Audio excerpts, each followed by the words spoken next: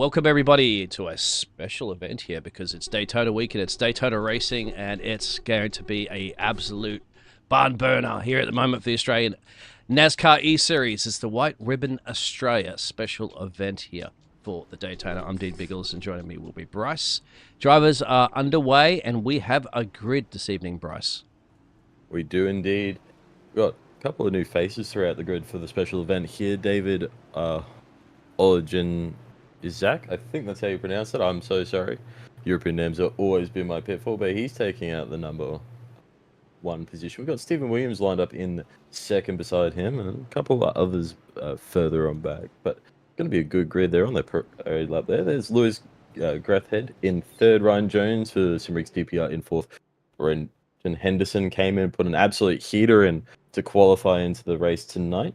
He's in P5, Shane Bowen P6, Dan Stevens in 7th alongside Ruben Phelps in 8th. Josh McLemore in number 9, Chris Stelmach in 10th, Dave Douglas is in the 11th position, Zach Kerr next to him for Nexus Esports in 12th. Giving over to Ant, that's right, the 264 there in 13th place with Tom Pritchard next to him, Darren McKenzie, Jason Holdworth will be on the row behind them, 17th place, BK Williams, Sam Chapman line up to him to the boss, Nigel will be in the 19th place with Jamie Nakaveris, I think it is, there with Trent Lavelle, Shane Naumans, Fitzjoy, Boomount, Carl Whitley. Further down, big stack grid, mate. Further down, we have Trent Laville in the 21st position. Lining up next to him is Shane Newens. We're up to Andy Barber now. Andy Barber, 25th. Ethan Winter in 26th. Lachlan Mead in 27th. Nick Bottrell, 28th. Hayden Green in 29th. Matt Danson in P30. Andrew Dyson, 31st. And Lachlan Acujo in 32nd. As pace car rolls off, we're looking to get some green flag racing underway. Green's out. Green flag. And it's green here for the Daytona 500 and the Australian NASCAR E-Series. We got Dave leading us down the charge into turn 1, 2x2 at the moment. Doesn't look like there's going to be any 3-wide action into the first turn here tonight.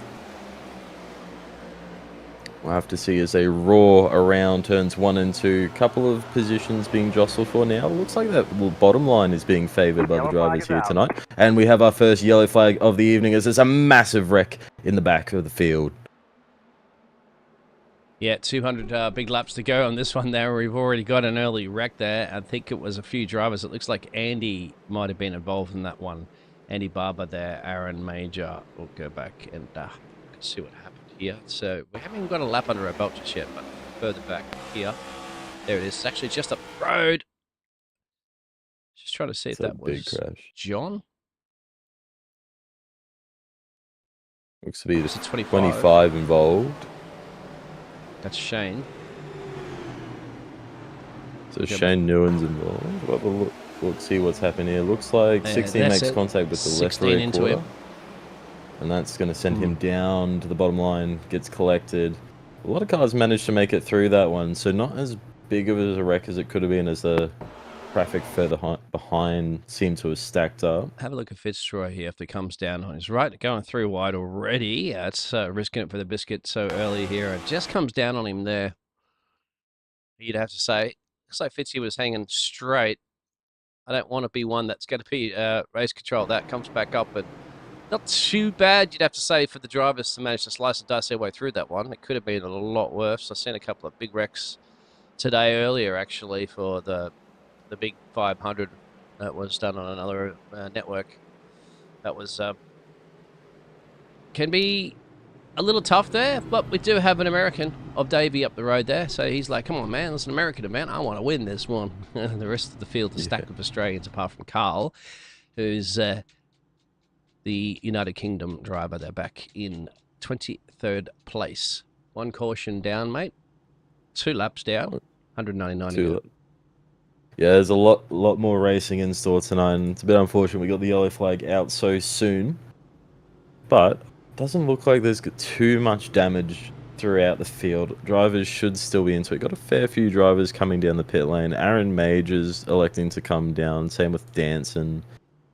Dyson. We got Lachlan Mead in as well. Ethan Winter as well, just to name a few.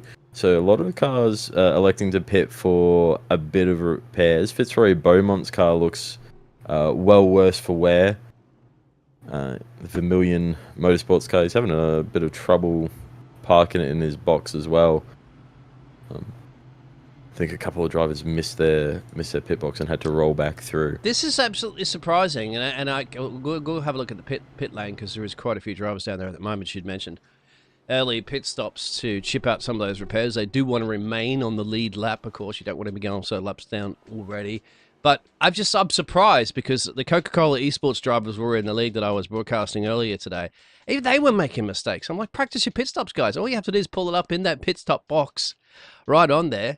You could jump easily a couple of places. It's easier said than done. As you can tell, I don't drive, mate, because I'm sitting there making all the calls up there. But it's just surprising to me that even the absolute best in the world still make those little mistakes.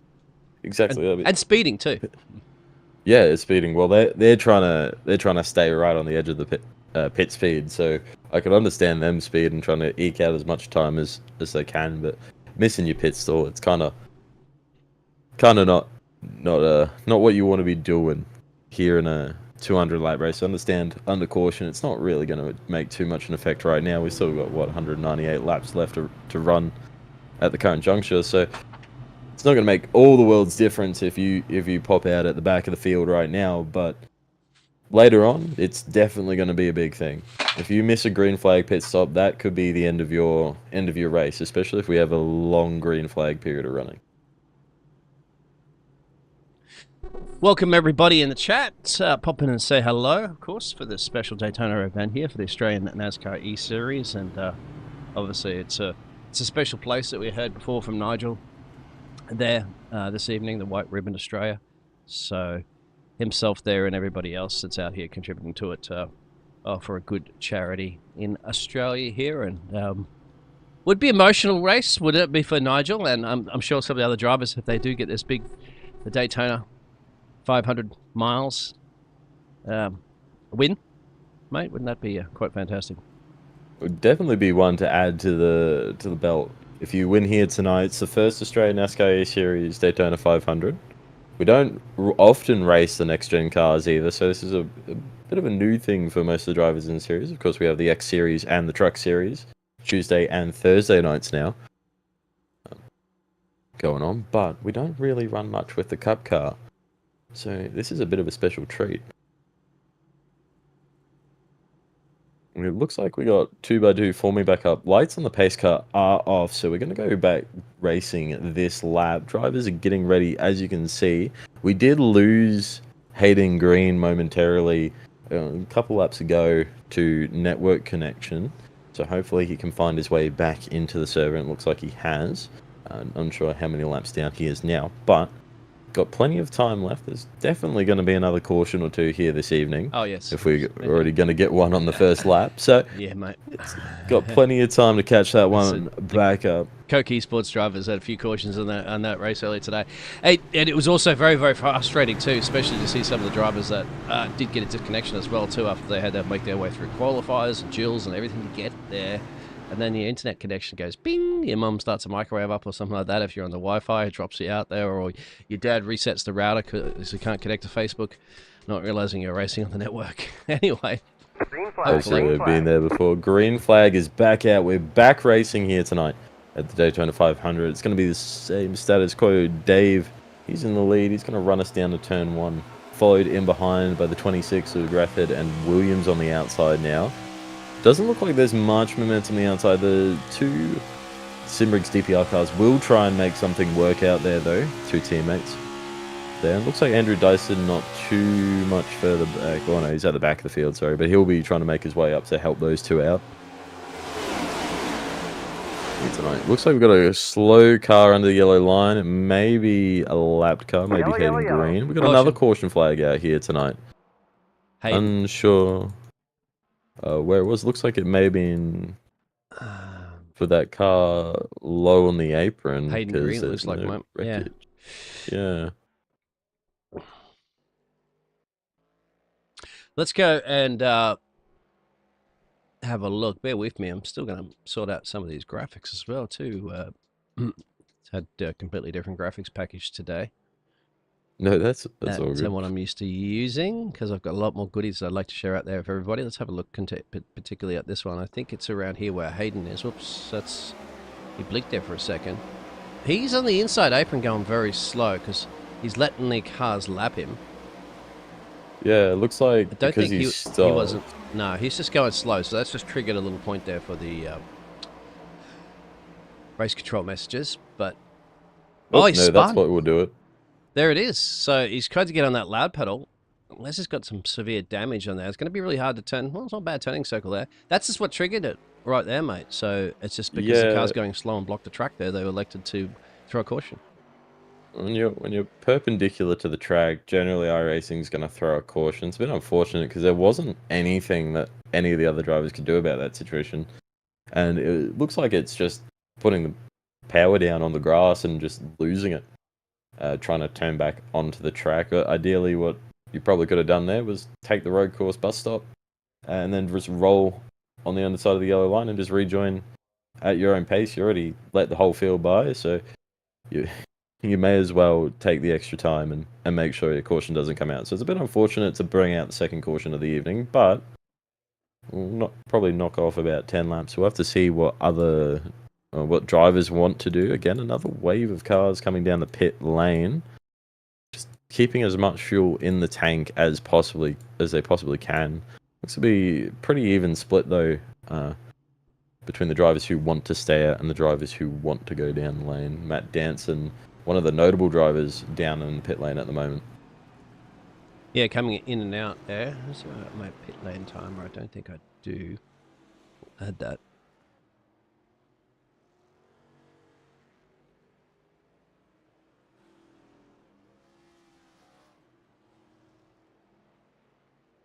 Oh, there we have it.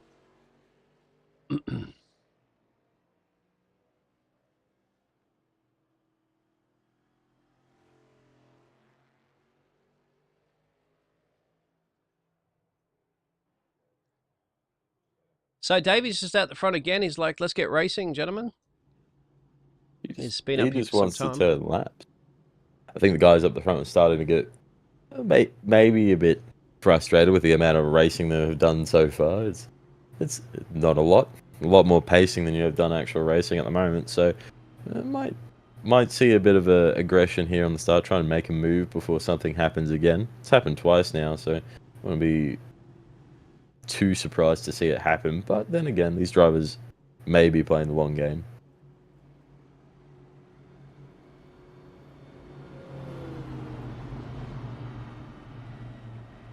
We should have all the drivers go to double file in the next lap, and then probably the pace car in around about the same time.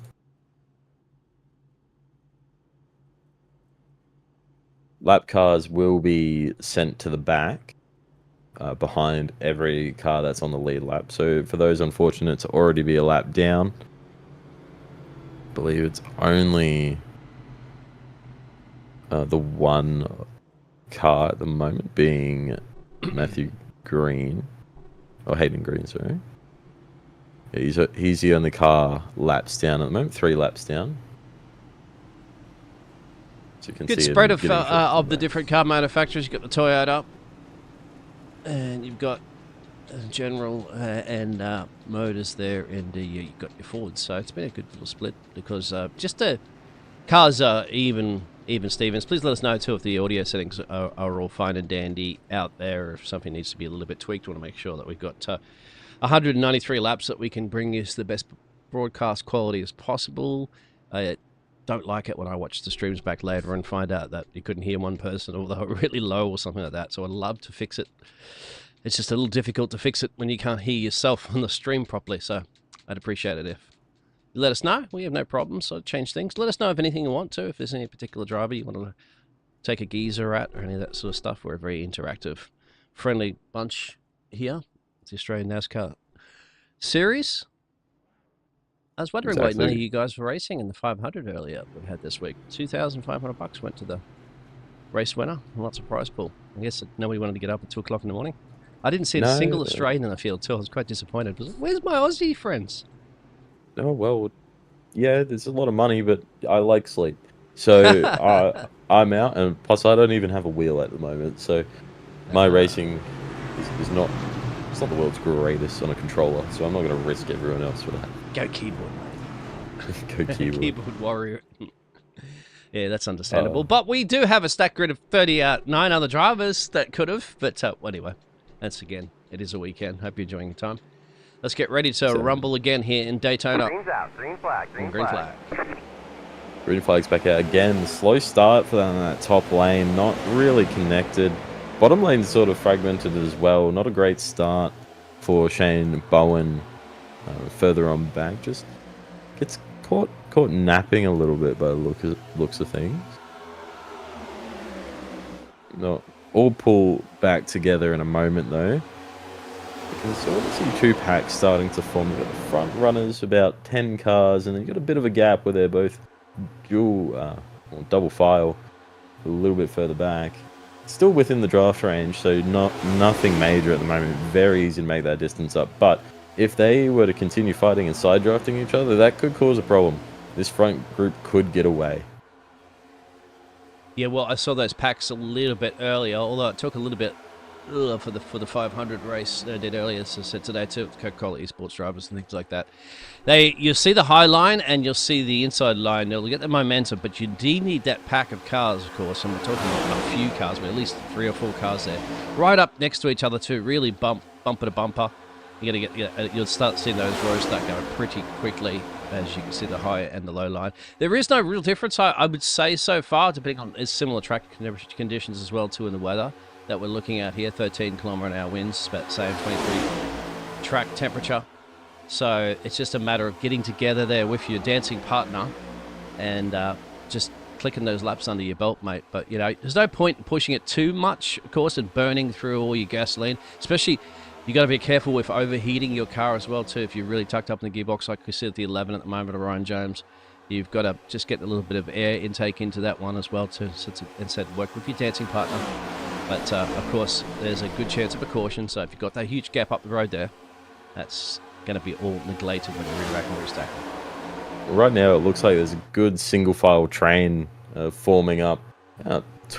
I'd say about 15 cars here out the front, and then you got that group further back, 15, 20 cars probably, in this single file column. And then you got all the ladder group all the way down to the 38th place car, just a little bit behind. They're not too far. They're still in it. Again, we have plenty of time to go before we even think about touching our first green flag stop.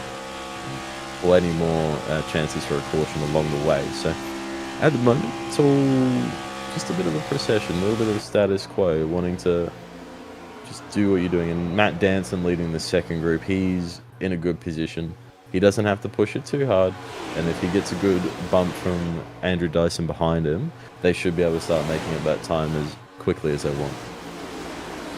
Exactly. It's not first how you start, it's how you finish in this, especially in this big event. So it's really up to making sure you don't get yourself all lonely out there. As you can see, Exactly. the top is single file, which is just keep it steady, you know, get some laps under your belt there, get those temperatures and now get a feel of the track conditions. As it will get cooler as the sun will set and the earth will rotate away from the sun, to be correct there. If you have the likes of scientists out there, but Stephen in the lead.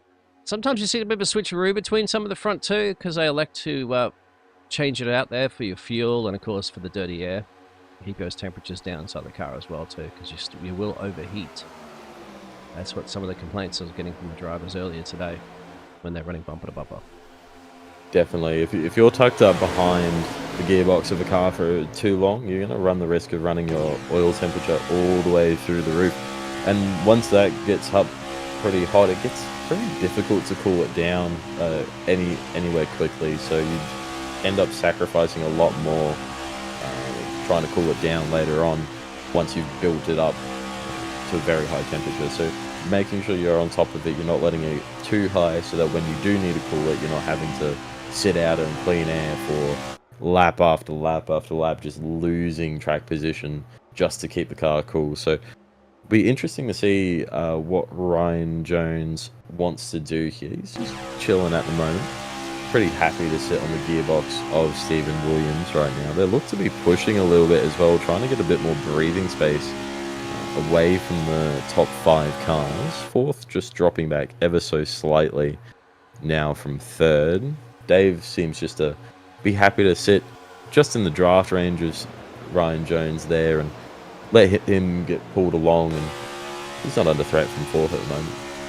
And there's the number 8 car out there, so as I said, no problems. If pending we have time to point the camera at the drivers out there that you're supporting there, or friends and family and so forth, we would do that. And that was the case of the number 8 there, Jamie, running in P15.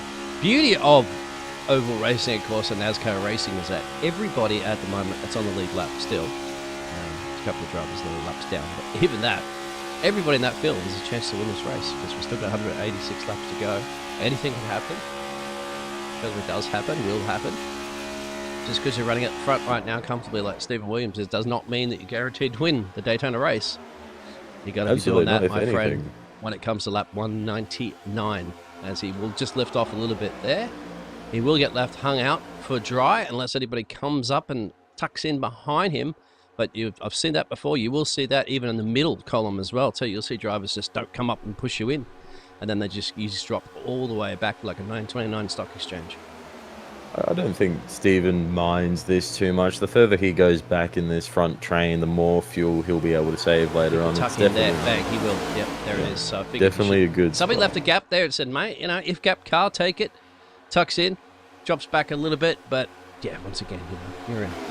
Certainly reaching. I just want to check out whether or not we are having stage breaks or anything, mate. I don't believe we're having any stage breaks here tonight, so no stop in the racing action. It's going to be 200s dead straight here tonight. What are you thinking the first fuel window would be around? When are you expecting everybody to come in pit lane? It's been a while since I've driven in the next gen, so honestly, it's going off old knowledge. Maybe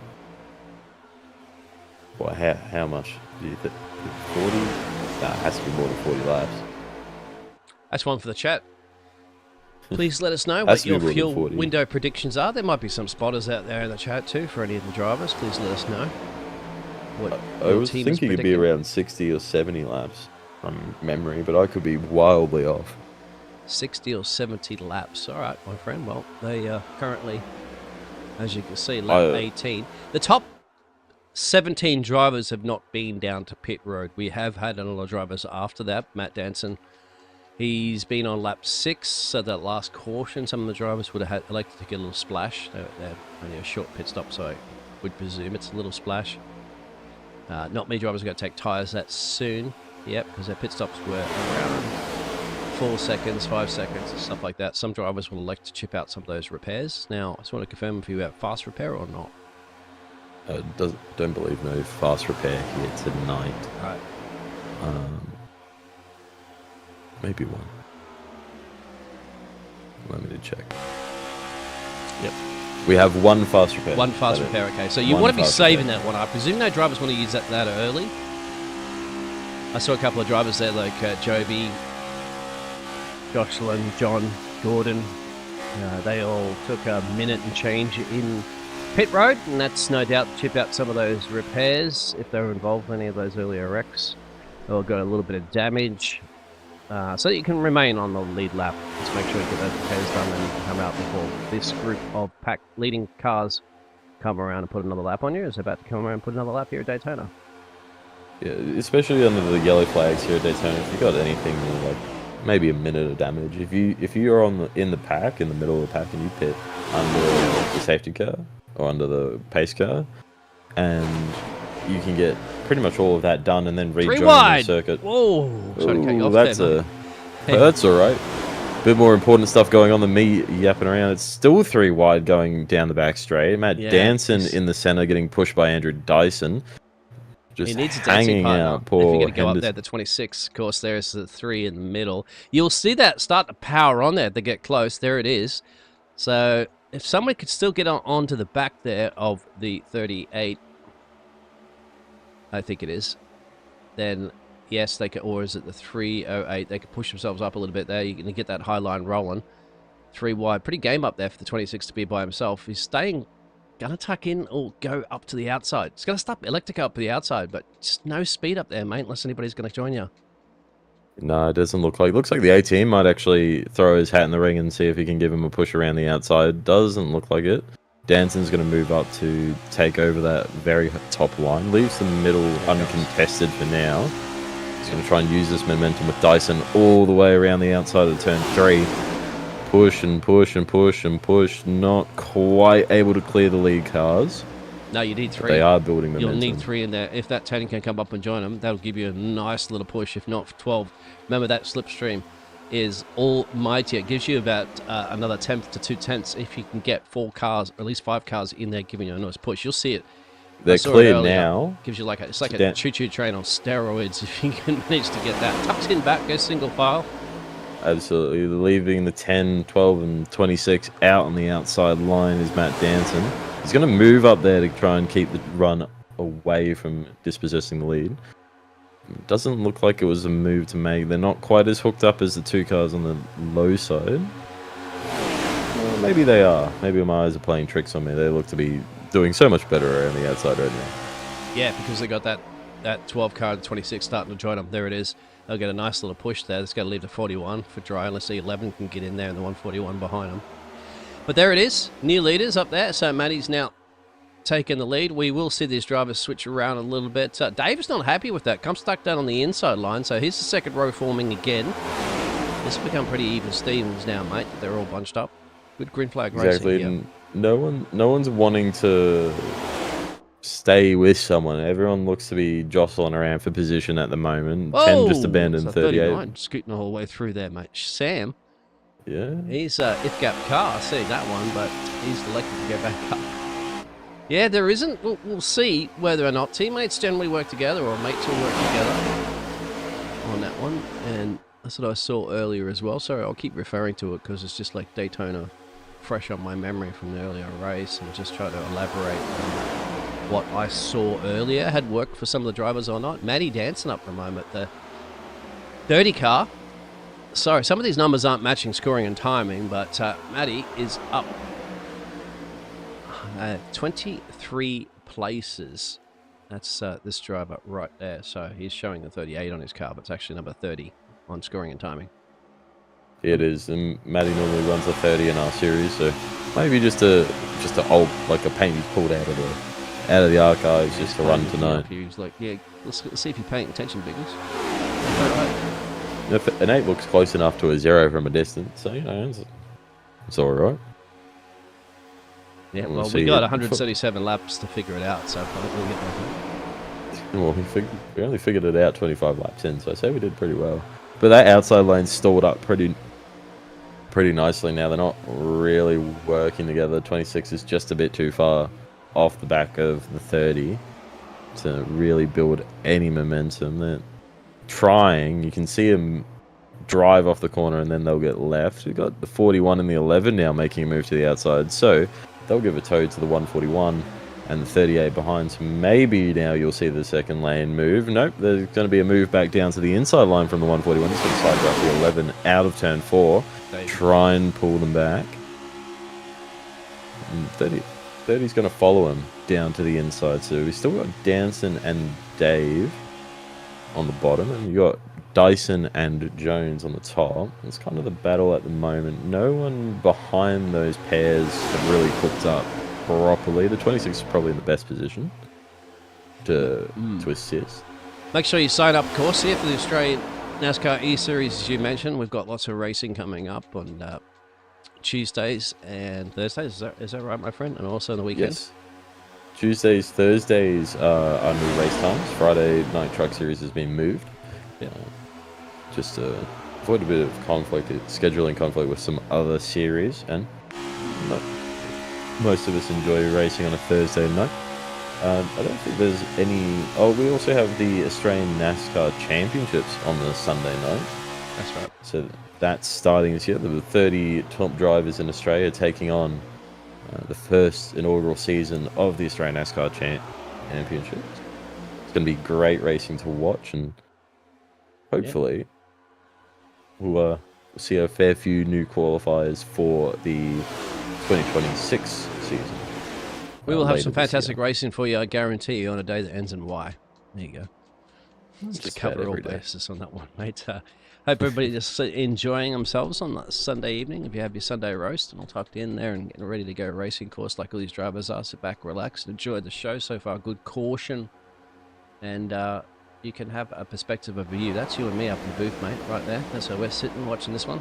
Get your binoculars out when they go up into the turns 1 and turns 2.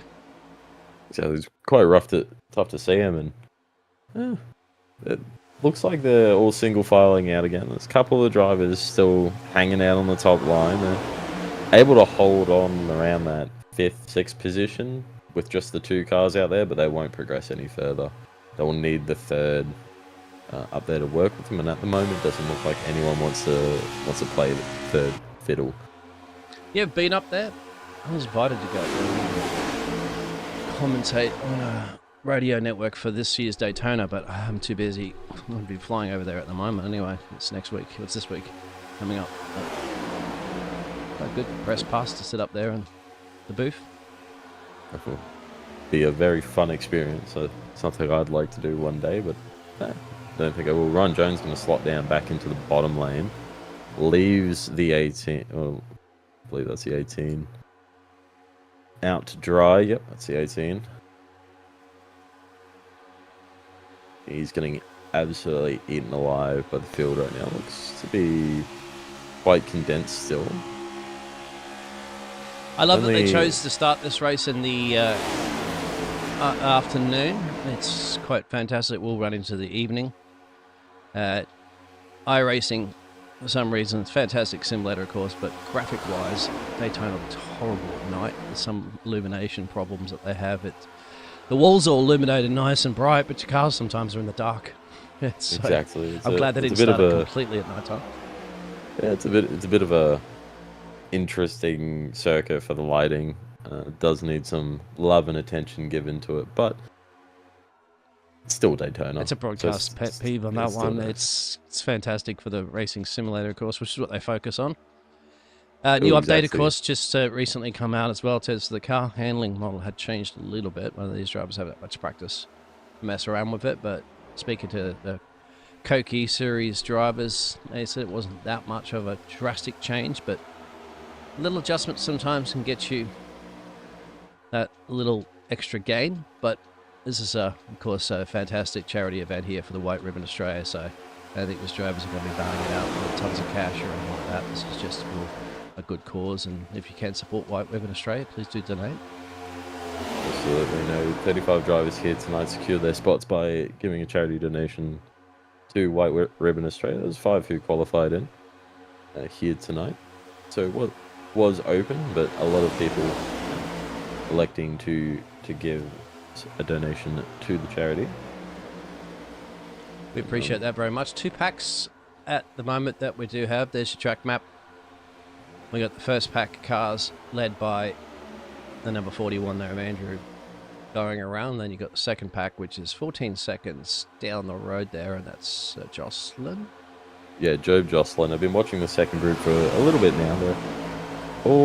They're moving around. They're almost going side by side back there now. The VGA cars all hunkering down on the bottom lane, not quite hooking together as you'd want. So the top lane is able to just swing past them as soon as they got a little bit more momentum.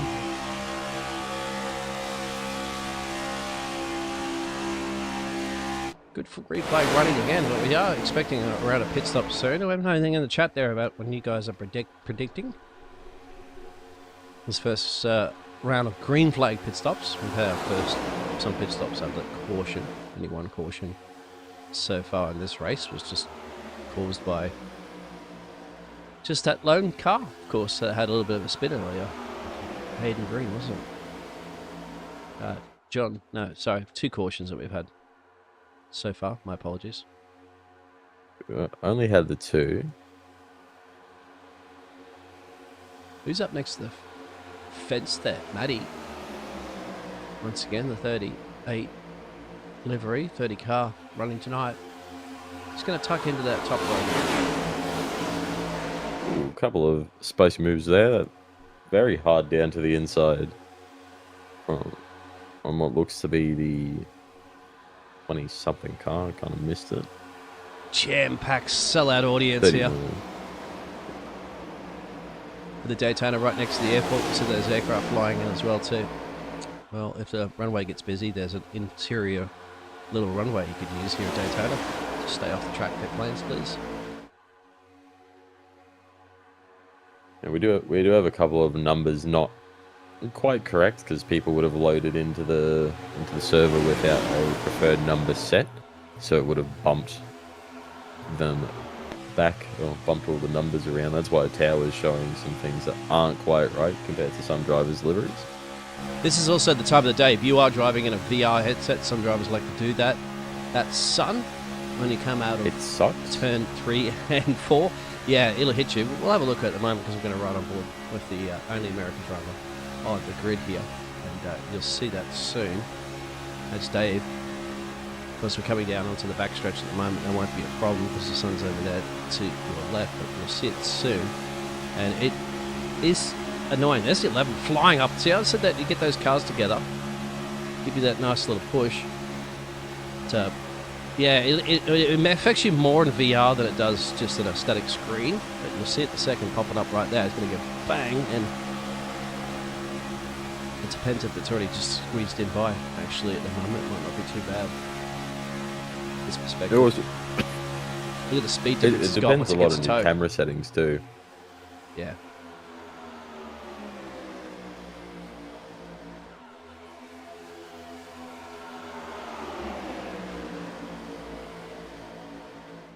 Got a request from the chat to have a look at some of the Southern Stars boys. So that'll be Andy Barber. We'll go find him. Yes, sir. Currently running down here at P19. There he is. That's not a bad spot at this stage of the race. It's definitely still, well, I mean, anyone down to 30th has a shot at this race still. We've got so much time left to run. Got teammate Darren McKenzie behind, both running a similar livery as you can see. Yeah, and Tom Pritchard, another Southern Stars boy, he's just a little bit further up from him as well. So they're all within the same vicinity. So it's going to be easy for them to link up later on if they want to start pushing. Absolutely. You're going to need a dancing partner for sure when push comes to shove later on down the field there. They're still in a very, very great position, of course, here. As I said, there's still all these drivers are capable of winning this race. Certainly have 164 laps to go. But absolutely. Good on them. And they got to know that they're going to need each other later on this one, that's for sure. Whether they're going to work that strategy out. They're all going to come down together as well, too, on pit road, which we expect soonish. Right now, it's all about seeing if this race is going to go green, if we're going to get a green flag pit stop, because that's going to matter a lot. If your race sinks or swims, if you stuff your stop and you end up without anyone on exit, you are screwed. Yeah, 34s just get left. Nobody's elected to take that third line just yet. Stick with it. I think that's probably not a bad idea. It's not worth risking it for the biscuit just yet, especially having some great green flag running. You're going to see that, thankfully, hopefully we will see that as you get into the dying stages of the race, because everybody's going to want to win the big 500 here, but you just, at the moment, 2x2 is perfectly fine, perfectly safe. You're allowing a little bit of space as Daytona. Remember, it's a wide track. You're going to caution, but spoke a little bit too soon on that one. I have to see what caused this caution. Looking back through the field, I haven't seen any wrecks in the front pack. May have happened, but further back behind, looks like it was. Quite a lot of smoke in turn 3. We'll just see if we can find that for you, because I don't see anything on my race control messages, but I know that you're also checking it out there at the moment, Bryce. He's having a look. Put his investigation cap on there and find out exactly what happened for us. He's having a look at probably in the second pack of cars. That would be my guesstimation. Wasn't a big one because I don't see a bunch of cars all stopped on that track map. And I'll show you the little track map up there in the corner at the moment. I was looking at that one on one of my other monitors to see if any of the cars had stopped on the track somewhere at the moment, but I didn't get anything. Race control didn't give me any messages to say that there was a collision between anybody. But I'm going to keep my eyes on this front field because we are going to expect this is a cheap, free pit stop for these drivers right now. And I would suspect everybody will be headed down a pit road right now. I see what's happened. I've found out. All right. It's the number 58 of Matt Patton involved. Coming into turn 3, the 14 behind. Sneaks underneath Matt, comes down just a little bit.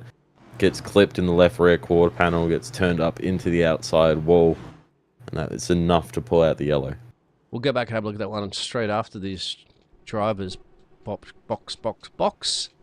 For the American audiences, that means pit stops.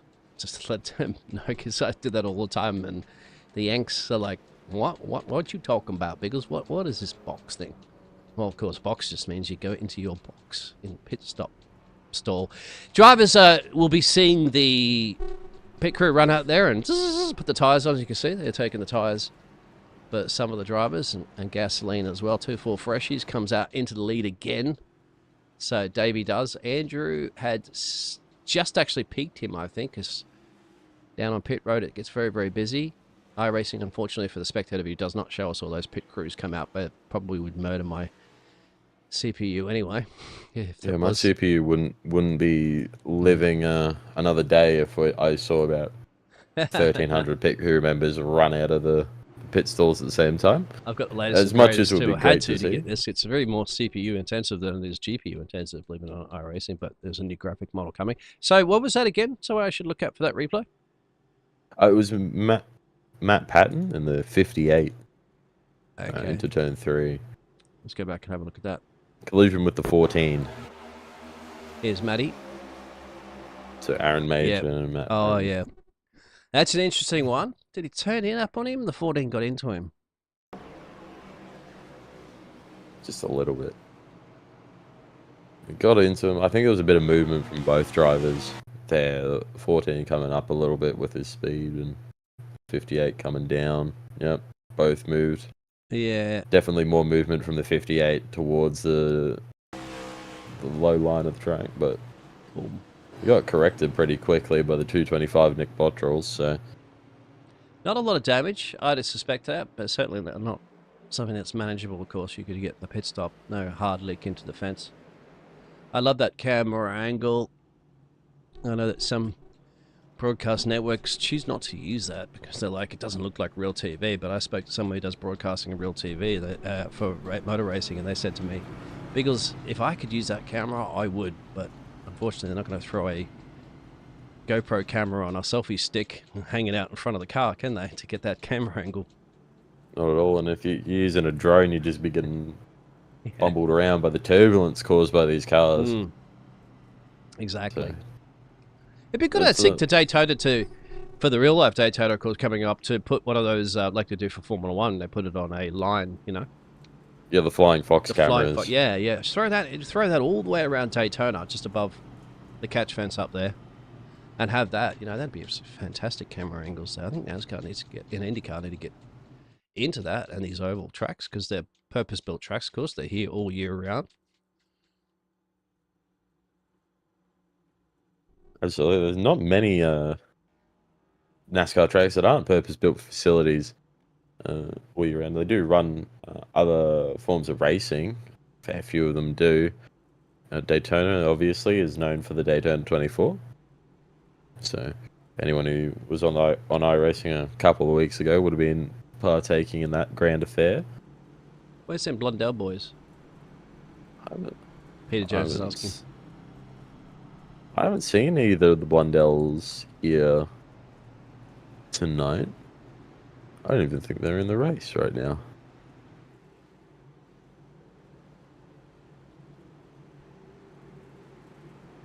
I don't see them on the entry list, so I don't think they're racing tonight. This question, is they're about to go green again? Thank you, everybody, for tuning in. Charity event.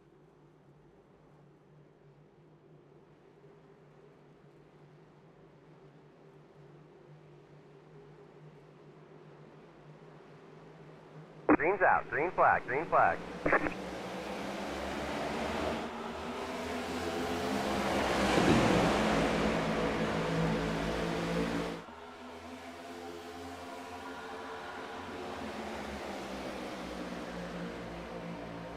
think I might be a little bit behind, but I think the pace car's just come off and we're back under green flag racing now.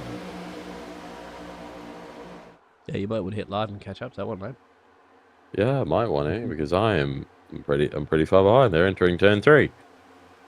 Oh, we are in the same country, so should be good in that one. No network delay. I don't know what's happening. I think it's because I clicked off it.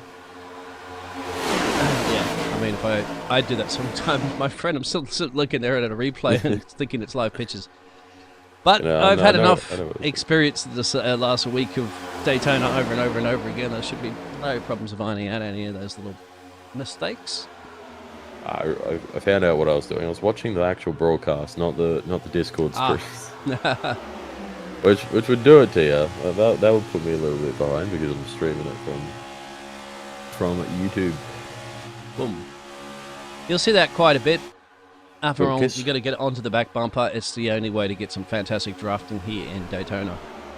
And as I said, with the Coca-Cola eSports drivers, we're right doing that the whole time. Give some hard little knocks as well, too. But it's all about making sure you give that push to that driver up there at the right angle. You don't want to be doing that push, of course, into the rear bumper on the left or to the right, or you end up turning anybody. But so they're the best drivers in the world, mate. They're quite used to some of those knocks that I saw. I thought somebody's going around, but believe it or not, my friend, they've practiced that so much that they don't turn each other with those hard licks. No, it's a very good skill to be able to do, especially on the plate tracks. You can use it on other tracks as well, but most commonly you'll see it here at Daytona, Talladega as well, and sometimes even at Auto Club and Atlanta. It took me a while to figure out what Atlanta for some reason. Atlanta. Yep. And at Talladega as well. I don't know if we're going to be going to the... I went there for the first time, actually, for a league broadcast a couple of weeks back. What was the iRacing Super Speedway? I actually quite enjoyed that one. I don't know if we're going to be going there at all for any of the races this season here for the Australian NASCAR eSeries, but I'd like to. I think it's good, more purpose-built tracks that iRacing's out of that one, no doubt, for their super speedway. And yeah, that one is pure speed. Pure speed, yeah, exactly. And I'm all for... I think it'd be great if the iRacing community can get in there and actually allow people to make some tracks. I generate some tracks.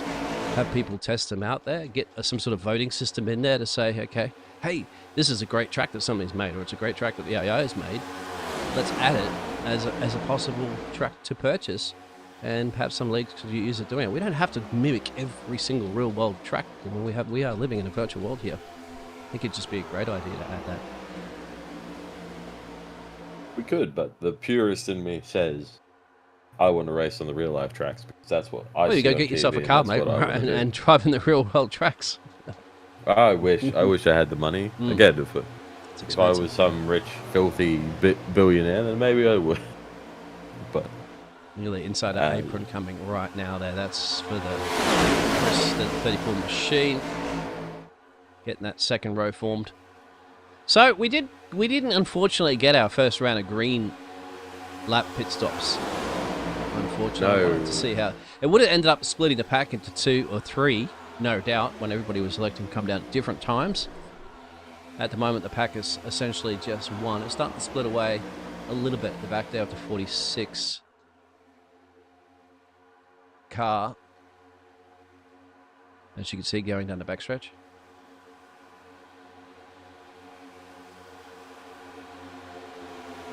Definitely has. There's a bit of separation. There's the pack only just exiting the inside apron. There's sparks come out there. You can see the banking elevation changes, which I'll kind of show you in a second. As we get into turn 1, you don't want to go on that yellow line. You're not supposed to go underneath those yellow lines as well too. But if you get in there, you get caught because there's quite a bit of a change. Have a look at the moment as we're going to make our ways around turns 2 and 3. You'll see, bang, that elevation change. Look at that. So, and it's quite flat on the inside, remember, so you get that car stuck in there if you get the double yellow lines. Exactly. Looks like drivers favouring the high lane at the moment just seems to be moving a bit faster. That just as I say it, they just dart down to the low line. So Can't have everything all at once, I guess. Can't have cake and eat too. Not at all. The top line is, as soon as I've said something about it, it's disintegrated and it's gone. It will switch around as drivers get into that groove to put another lap on the board there. 152 remaining here in the White Room Australia Daytona 500 special event here on your Sunday night. Another car getting a lap down on the inside there. So that's probably Green, actually. I think he's still out there running, Hayden Green. It's only one retirement there, Matthew Budd. I think he didn't get off the line there unless Matty's doing race control or something like that. Not sure. But we do have the other 38 cars remaining still. That we do. I don't know if Matty's doing any race control. He's just spotting for his team. Ooh, we're getting a little loosey-goosey in the midfield. Oh, they're coming down. Here we go. Too wide. Dyson's rubbing on 34. That's Dyson and Stelmark. Now it's 3 wide. Dyson getting hung out to dry in the middle of the pack. All the while, the 2 up the front are running away with it. It's been a break here for the front 4 cars. If they can get hooked up at the front, they might be able to scoot away, but probably not now.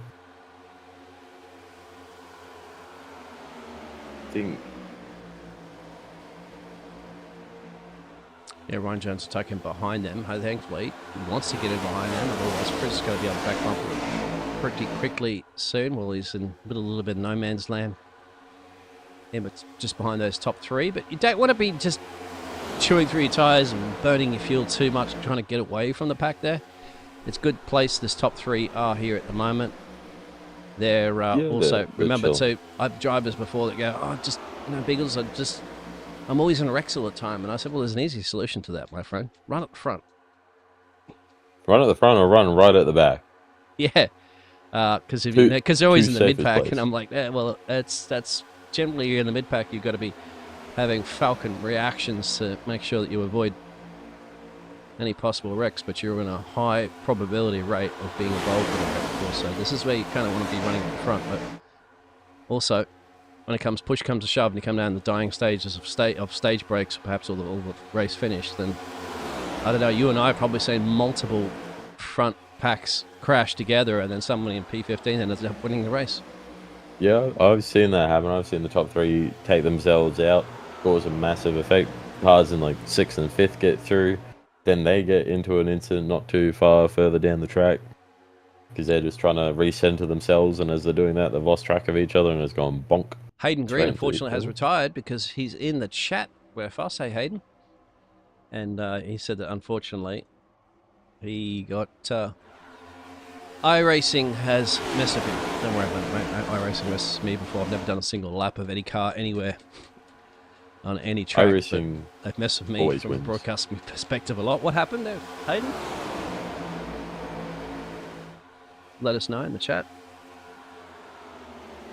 Perhaps if you are in the Discord, Hayden, jump up into one of the chat rooms. We'll drag you in for a quick chat if you like. Your first retirement of the race, unfortunately. Whilst we're in some good green flag riding. We don't mind having a bit of a chin wag in some of the drivers, don't we, Bryce? Yeah, I believe there's a couple of drivers down there that are trolling in the general chat. I think we can, next caution, we might be able to... we won't pump up during green. But, if you have a retirement or under caution, we might have a chat too, some of the drivers. I wasn't allowed to do that during the 500. We started doing it in the end, but I think the drivers is too much to risk for that one. Big money prizes.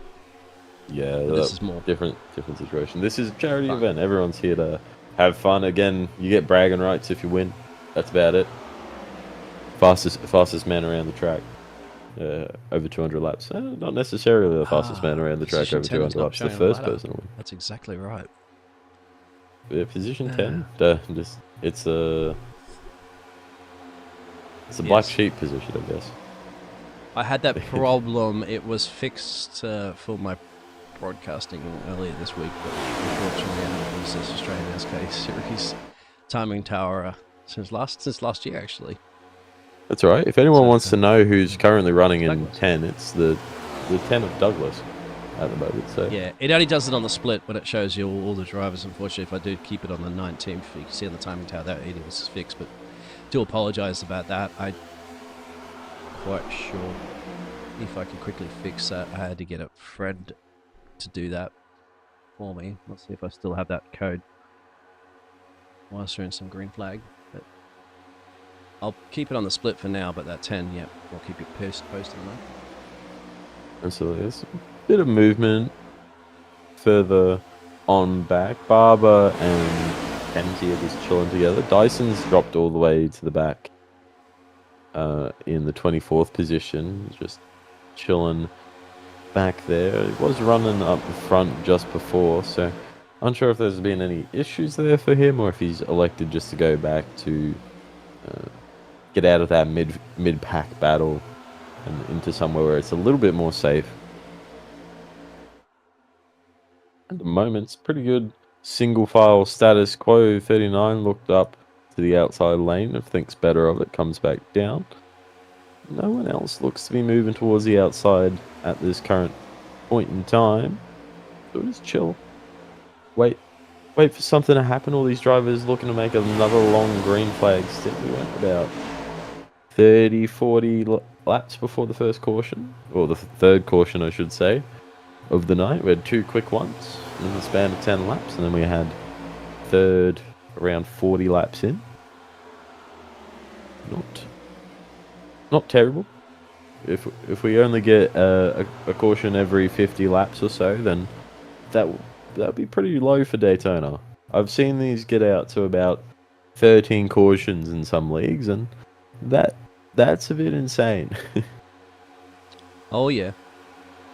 The duels, the qualifying races we had were just 30-lap sprints this week. We had 50-something drivers in each one, and I had 12 of them. Some of them caution fests, my friend. Some of them were caution fests. Absolutely. But of course, they were qualifying rounds. Everybody's trying to get themselves into the big Daytona duels and so forth.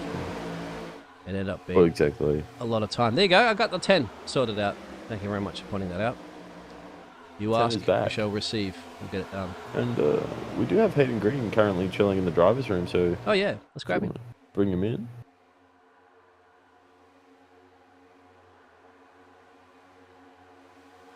Hayden, it's Bryce from the commentary team. How you doing? I've been better. How are you guys doing? Not too bad. Not too bad. So, out of tonight's race, unfortunately. Yeah. What happened? Well, I've got Starlink, which is weird because I kept dropping out. I don't know if you guys saw that on the broadcast, but yeah. I saw it on the server. I saw you come in and out early on. So we quickly decided to plug in the Ethernet, see if that made a difference. It did, but then iRacing gave me a black flag that I served, and then once I served it, it didn't classify it as served, so it kept telling me I need to come back in.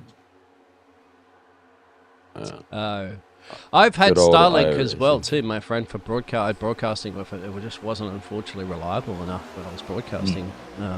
So I had to switch over to some cable services. But, pain. Whoa! Who is that up on the inside apron? Yeah. And I think too, if you're joining and rejoining too on a different IP address too, it can actually come up anti-cheating and such as too, even in the session. So no doubt that's probably the reason why I had that little moment for you, unfortunately. Yeah, it's definitely rough racing on Starlink. I used to do it. Moved out, got fiber. My download speed went up to about a gigabit, and then my iRacing experience was never poor again. So. Now look at that, Matt. We're just going right up the inside apron now. Scrubbing a lot of speed here. We're dropping all the way back currently to 21st, 22nd, 23rd even. And it will. Well, Hayden, unfortunate news to see you out of the race here this evening. And we hope you'll hang around and continue watching the broadcast and supporting the good cause for White Ribbon Australia. Yeah, thanks guys. Good luck with the rest of the stream. All good, man. We'll talk to you soon. Yeah, that's our first retirement there, unfortunately, for Hayden Green, and he's having his internet issues, which unfortunately had iRacing just chucked a wobbly at him. Said, They're not able to compete. It's unfortunate. iRacing sometimes does that, or sometimes spit the dummy and not have a bar of it. Matt Danson lost quite a bit of time. He's just barely hanging on in 23rd position now behind Andy Barber. He needs to put his foot down a little bit to get back on the back of his pack. Could also just be cooling the car down or saving a bit of fuel. As we're 3 wide up the front now for the race lead. Andrew Dyson on the outside, looking to make his way around Dave Douglas. He's going to fall back now because he's got no one to support him. Yeah, a bit early to start going 3 wide, gentlemen. But it's not. We're not even halfway through yet. We're just under halfway through. 250 miles almost. We make it another, what, 49, 30, yeah, 40, 48 laps. 6 in the afternoon, 22 degree temperature, 9 km/h winds have dropped down a little bit, but you'll see that track temperature drop a little bit too. It'll get to that perfect ideal condition for these tyres here at Daytona. Once that goes into that, those lights completely take over. I don't think you'll be seeing many people take a set of tyres here, even with the warmer weather.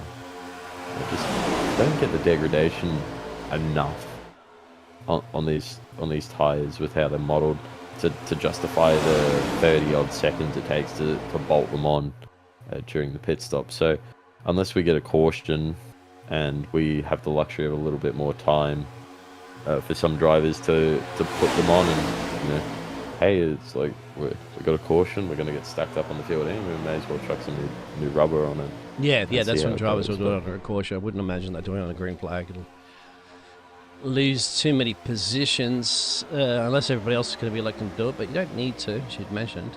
This isn't no punishing on tyres. What do you think of the Bowman Gray NASCAR race to start the season off? Oh. Did you watch it? I can't really remember it. I remember watching it, but I can't really remember it. I'm just trying to rack my brain and remember what actually happened. But we got 3 wide action happening here in the front pack. It's not quite working. It looks like Ryan Jones is going to offer some support to his teammate Andrew Dyson as they bump together. Gets a little bit shaky, but they're going to make it work. Dave Douglas, and now they're cooking with gas here as Andrew Dyson gives him a massive push down the middle. They're going to rocket all the way to the front with no cohesion on that top line. It's just easy work here for the 11 and the 41 to get all the way back up to the front. There you go. That's Ryan Jones back to the lead of this race. Starting to move around quite a bit, as you'd mentioned. Charles get a bit antsy for finding their dancing partner. I'd say you're trying to, at this stage of the race, people are trying to find who they're going to work with for a bit longer, or they're managing their fuel, seeing if they can make it to a stop that gets them home in one from here if they were to go green. Just have a look at Lipton coasting here at the moment. That's what you're going to have to do there. From Dyson's perspective, you can see the red lemon off. He's still pretty flat out. There's not much lifting coasting going on there. None really at all. They're both getting a bit antsy. They split now, so they're going to control both lanes of the race. Dyson's going to get a little bit of assistance here from the 34. The 10 of Dave Douglas moves up behind Ryan Jones in his 11 car. You see the 11 able to use the momentum at the top side just to clear the 41 again. Doesn't look like there's going to be any movement down from the 11 or the 10. The one thing I was really impressive is with the, well, of course, Coca-Cola esports drivers is the way that they can just jump in front of another car with millimeters of space. Just millimeters of space just to throw cars straight down when they're swapping the lanes over. And I always just thought, that's got to be a wreck. But no, I mean, that just shows you the precision skills that they have to have. Because obviously, you're driving, these drivers are driving in this cockpit view like that, and you got to go, okay, there's the car I can see in my mirrors there, right? You got your left mirror over there, they're going to see that a lot clearer than what we are there. You got your top mirror. They got spotters as well, too, letting them know, but then you got to go, okay, I've got to switch down now and cut in front of another car. Well, how do you know you've got enough space? Well, practice, I presume. Yeah, the thousands of hours that those guys at the top have in this game, or in this sim, is is insane. Especially the trust that the network's not going to do anything as well. That's the biggest thing. Us Australian drivers, racing and officials, doing that is a dream. Like it's an absolute dream because you're racing against someone from the States. Your netcode's always going to be a factor. When we have races That's like true. this, where we're all on the Yeah. Australian server, then it's like, yeah, then we can start doing closer Well, that's why we moves have our and Aussie slotting in. NASCAR series, my friend, here. The best of It the is. Australian drivers right here. You can see them. We've got drivers in here with Zach Carr, 5K I rating. So Josh there, 5K I rating, full K. And oh, there's a wreck in the background. Who's that in the fence? That's going to be a caution for sure. And that's Ant. That's 3 cars into the infield. We're still green. We're still green. Wow, iRacing are not called that one. It could come through a little late. Now that is It's wow. still green. That car is toast. There it is up the road. Oh, a lot of them have to escape into the Keto litter to avoid that. I think it's because it happened onto the infield grass there and everyone kept rolling. No one went perpendicular on the racing surface. So, I mean, apart from there, but even then they straighten up. There's not a lot of time where they're horizontal on track. So, How did nobody slap it into that fence? I'm just absolutely amazed at. Bang! This is one of the hard licks that we saw here. that's probably the worst two there. The 164. I'm surprised Nigel he doesn't go Settle. smashing into. Bang! He does. Yellow flag is out. Well, Yeah. caution's Oh, now out. there's a caution. That was a a very delayed caution. Very late caution. Yeah. I think Was Matthew it a had secondary incident? Yeah, there's a secondary accident. So he's gone on the inside apron there. Have a look at this. So there's Matthew. He's on the inside apron. You watch. You'll get loosey-goosey once you get that transfer onto the actual elevation or change of the track there. And that's where he starts to get loosey-goosey. Can't save it. Bingo. Oh, that's unfortunate. Almost just want you to run the inside line under the yellow line the whole way around. You don't want to transition to that in the corner. Let's have a look at the cockpit. So you got to be right there as you fight. No. Bingo. Unfortunately, it does collect a couple of drivers, and you saw the rest of the drivers escape into the infield. This is actually after that incident that we did see. He's just got to stay here. Stay. He's trying to turn it so he goes back off the racing surface. Thankfully, he does. Goes back into pit road. And that will be our 4th caution. Yeah, the 4th caution of the night is probably one of the more unnecessary ones. Matthew Budd a couple laps down now. Probably didn't need. I don't know if anybody's going to rejoin. come in because it just came back in on lap 39. Some drivers might elect to go splash and dash, but they got it. Yep, they will come in, actually. I think you'll see a lot of drivers elect to dive down this time, just because it will extend their run. The 67 of Trent Laville shown as the 117 on his car, or the 167, I think. No, it's just the 67. I'm just got poor eyesight. 67, he missing stayed their pit out. box, but I'll tell you what, it's a little bit more impressive than I saw from some of the Coca-Cola drivers that were spitting in their pit boxes earlier. And these lads, no problems here. There's a few people not happy. Doesn't look like Andy Barber was too happy. A little bit of a go in the text chat over all teams, but he's in the pit lane for a bit of damage. Poor Andy. So I understand the frustration and a bit of a frustrated message there. 2 drivers have stayed up, but they're not showing in the timing tower as being in position. This man here, Andrew Dyson, is in the lead from Ryan No, Jones. the 67 and the can't make out that car number or the car just behind him, but the front 2 cars on your screen were the first 2 involved in that initial wreck that the yellow flag didn't fly out for.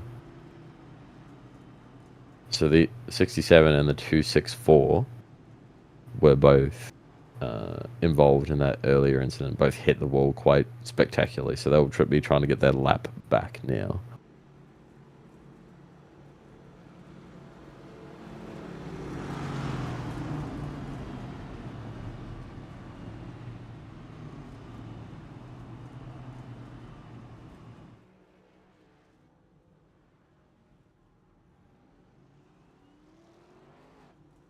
just under halfway through the race. Drivers will probably be stopping here so that they can make it in one more stop to the end is what I'd be thinking right now. That's how it should shape up. We should be able to see one more stop here tonight. Those two cars at the front, they're going to get waved by the field and get their lap back. The So Dave's 141's going by back down himself. pit lane. That's interesting. Maybe made an error in his stop just before, or he's just looking to pick some more fuel up. Yep, that's just a little splash dash of fuel right on that one. So he'll rejoin the pack. Running down there at 28th place. He gets out just ahead there at Dave Douglas.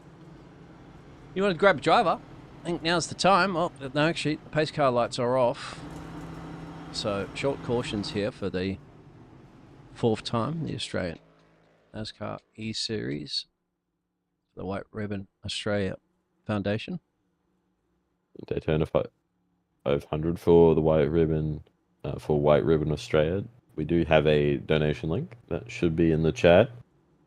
If it's not, then I can put it in there for Please throw it, chuck it in. everyone watching at home. Yeah, I'll chuck it there. Let us know your favourite liveries here this evening as well. We'll pulling them up on the screen and have a look at them. Oh, these two are door banging. Hey, already, gentlemen. They're not even green. Okay, there's the link in the chat. I think it's actually posted itself as a hyperlink, so... Look, they're dooring each other here. Huh? Andrew's getting into the door there of Ryan Jones. Right. Ryan Jones, they're best mates. That's no worries. They're both teammates there, just giving each other a bit of a love and rub. But it'll be interesting to see how they coordinate this one off the start. There is a gap on the outside as the pace car comes off. Looking to go green now. Green, green, green. We've got the green flag right at the end of the restart zone. Barney's going to wave the flag. Andrew Dyson gets a good jump off the inside line. Number 9 can't follow suit. Moves up right in front of his teammate in the 11, and they're going to try and put some heaters in to try and make a little bit of breathing space for themselves, I would assume. It's at 22. He wanted to go low, Ethan Winter, but he thought better of it. Try and stay in the draft. You can see the appeal of going low, but not quite the move of that corner. It's going to settle down relatively quickly up the front. Still a few cars side by side. Too wide shouldn't be an issue though. Be able to run it for a further. But further on back, we've got very wide racing, so anything could happen back there. They've sorted themselves out as they come off turn 4, 3 wide at the very back, it looks like. I think that's 34. Yeah, 34 just falling through the order. Way further on back. Matt Danson is now at the back of the field. Looks to be hobbling around with a bit of an injured car, so we'll have to see how he recovers later on.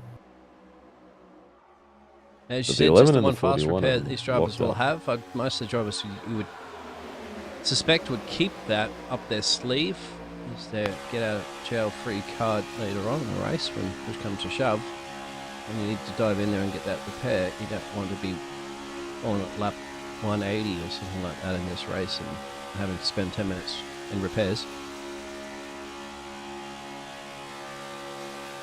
No, you definitely don't want to spend a lot of time towards the end of the race. You may as well use it now, because there's always a chance of caution later. But if you get involved in a wreck, say 10 laps to go, and you still have your fast repair, you're laughing, because you'll be able to burn that one, get back out there, and have another chance at it. Only number 34 got a penalty. That's Chris. Chris Stelmark.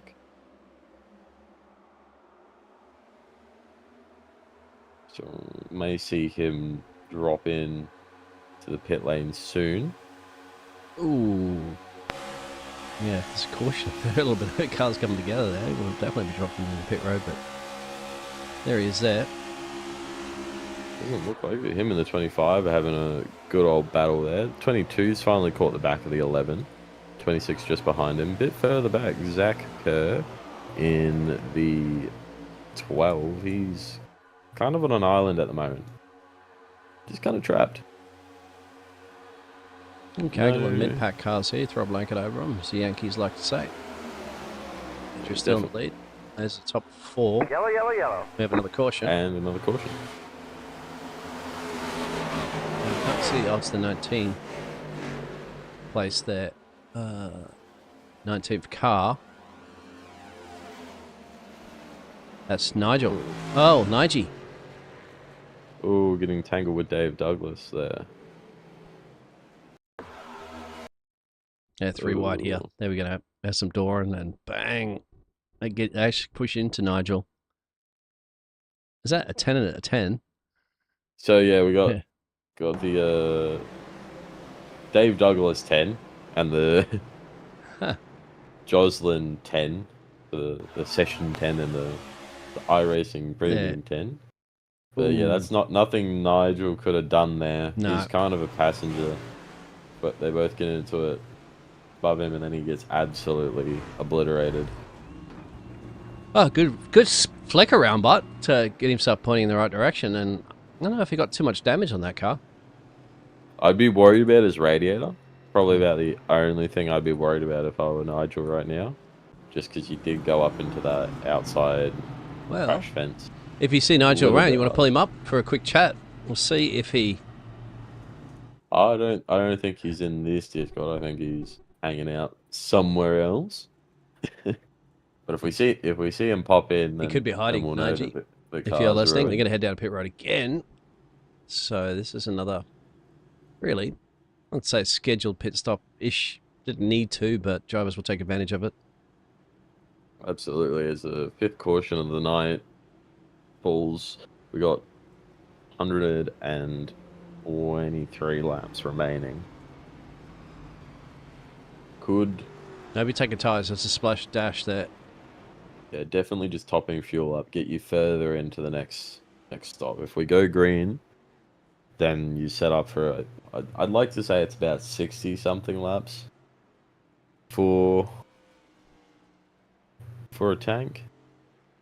2 more, you'd say 2 more pit stops to get to the end of the race under full green. I think you'd be right about 2 more left.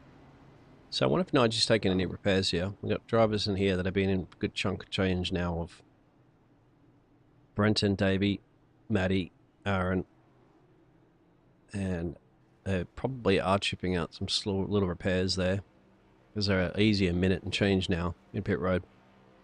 But the drivers are on the backstretch, so they know that they can come out no problems ahead.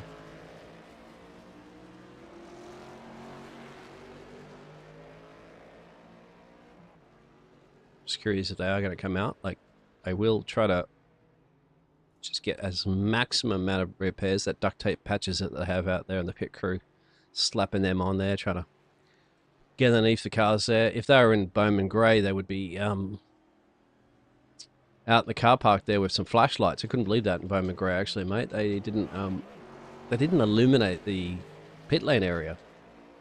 Did they not? No. So when they drive, they pulled the... Cause it's not really a racetrack, it's a stadium, and they just didn't have any lights out there in the pit area there. So some drivers are out there using the flashlights and stuff like that. So the pit crews just trying to see underneath the cars to patch up any of the slight little, fenders have been bent and the bodywork has been bent and stuff like that from all the rub and driving that they were doing.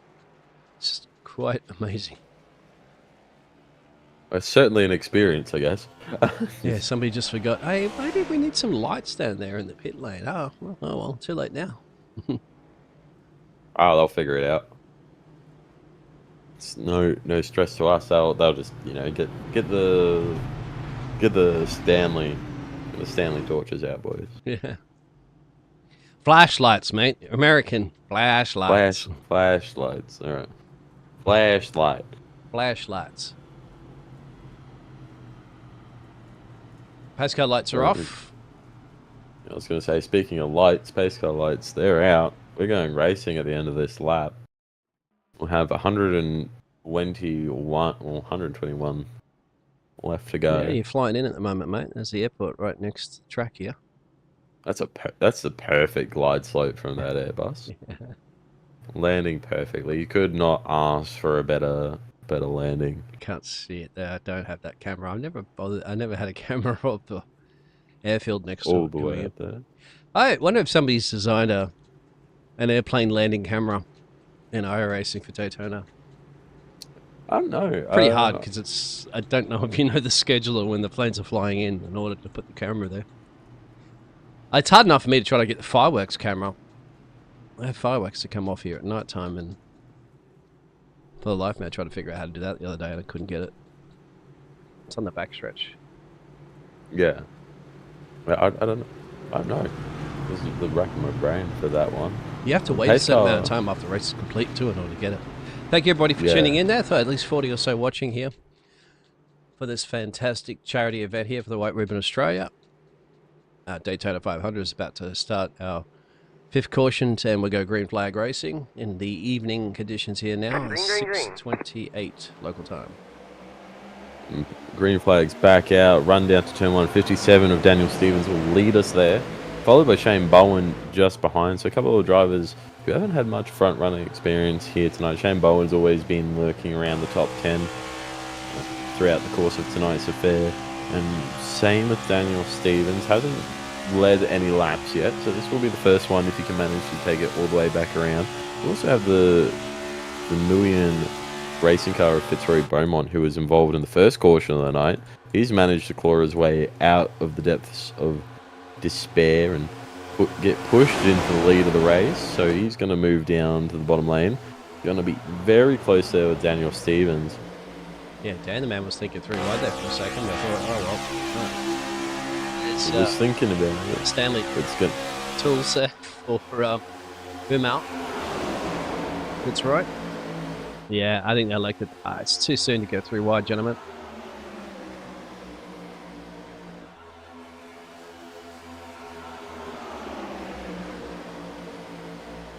I agree. 3 wide right now hasn't shown itself to be the best choice, but we do have I'd say a clear favourite to win tonight's race in Ryan Jones out front right now. He's been in a pretty commanding position for the last 70, 80 laps of this race. Has not put one foot wrong, really. His teammate Stephen Williams has dropped back. Andrew Dyson's been here and there, just about everywhere on the track. He's currently in 10th now, as I just mentioned his name. He's always happy to have a dancing partner with him, as you can see now. Lewis Greathead is right with him. It's gonna come down to that, as I said. You've got to have your dancing partner with you later on in this one, because you're going to see the 2 rows form, and they're going to definitely push each other. You're going to see that inside or the outside really start to get that choo-choo train mowing along. If you got that bit of the apron there for Fitzroy Beaumont, sorry to cut you off. No, you're right. Hey, Just looked a bit scary there. Daniel Stevens decided to let out the throttle a little bit, just give him a bit of room if he was going to pop up the track. Andrew Dyson again. Hey, how you doing? He's back in P5, leading that outside lane now, so he doesn't really shy away from the front of the field for all too long, does Andrew. He'll go to the back and he'll chill out there for a second, and then he'll be like, "No, I'm bored. I'm going to move to the front." And he'll do it with such ease, and he'll just make his way up there.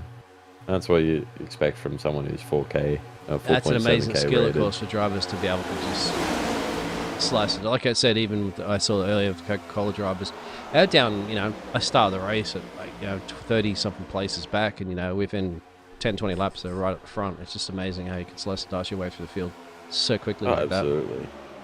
It's such a good skill to have, and if you can do it really well, especially if you can do it to within millimeters of precision. And it's so silent as well too, because Exactly. most of the time, of course, we're always going to keep the cameras focused at the front. We don't really focus too much. We're sitting all bunched up like that at the mid-pack and the backpack, and you see they just chip away 1-2 places just like that every couple of laps, and before you know it, they're running up the front. That's just how it's done. Of course, if it's a road course, you're going to notice somebody doing all those overtakes, because the camera's going to be pointing at them all the time, isn't it, doing overtakes? But Oh, In ovals exactly. like that, just quiet achievement, quietly making their slice and dicing their way through the field there, and bingo, they're just up the front like that. And you're like, wow, where'd they come from?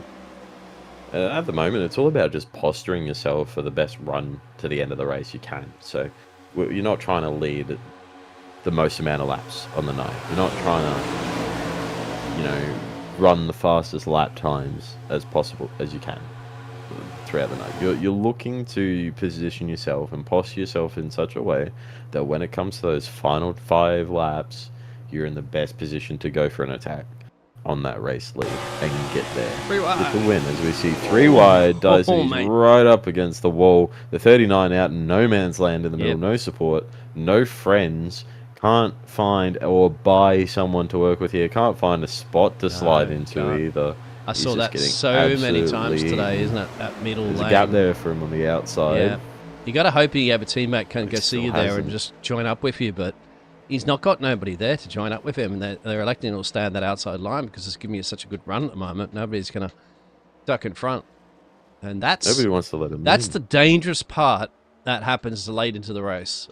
That's where you don't want to be sometimes. It's a great little advantage to gamble as well, too, to try to go into the middle lane there and see if it's going to work out. But if you don't have anybody with you, all of a sudden you go outside that top 10, and with a handful of laps to go on the race, that big Daytona 500 victory slips through your fingers. So that's when you really, as I said, comes down to needing your teammates, needing your mates out there to help you.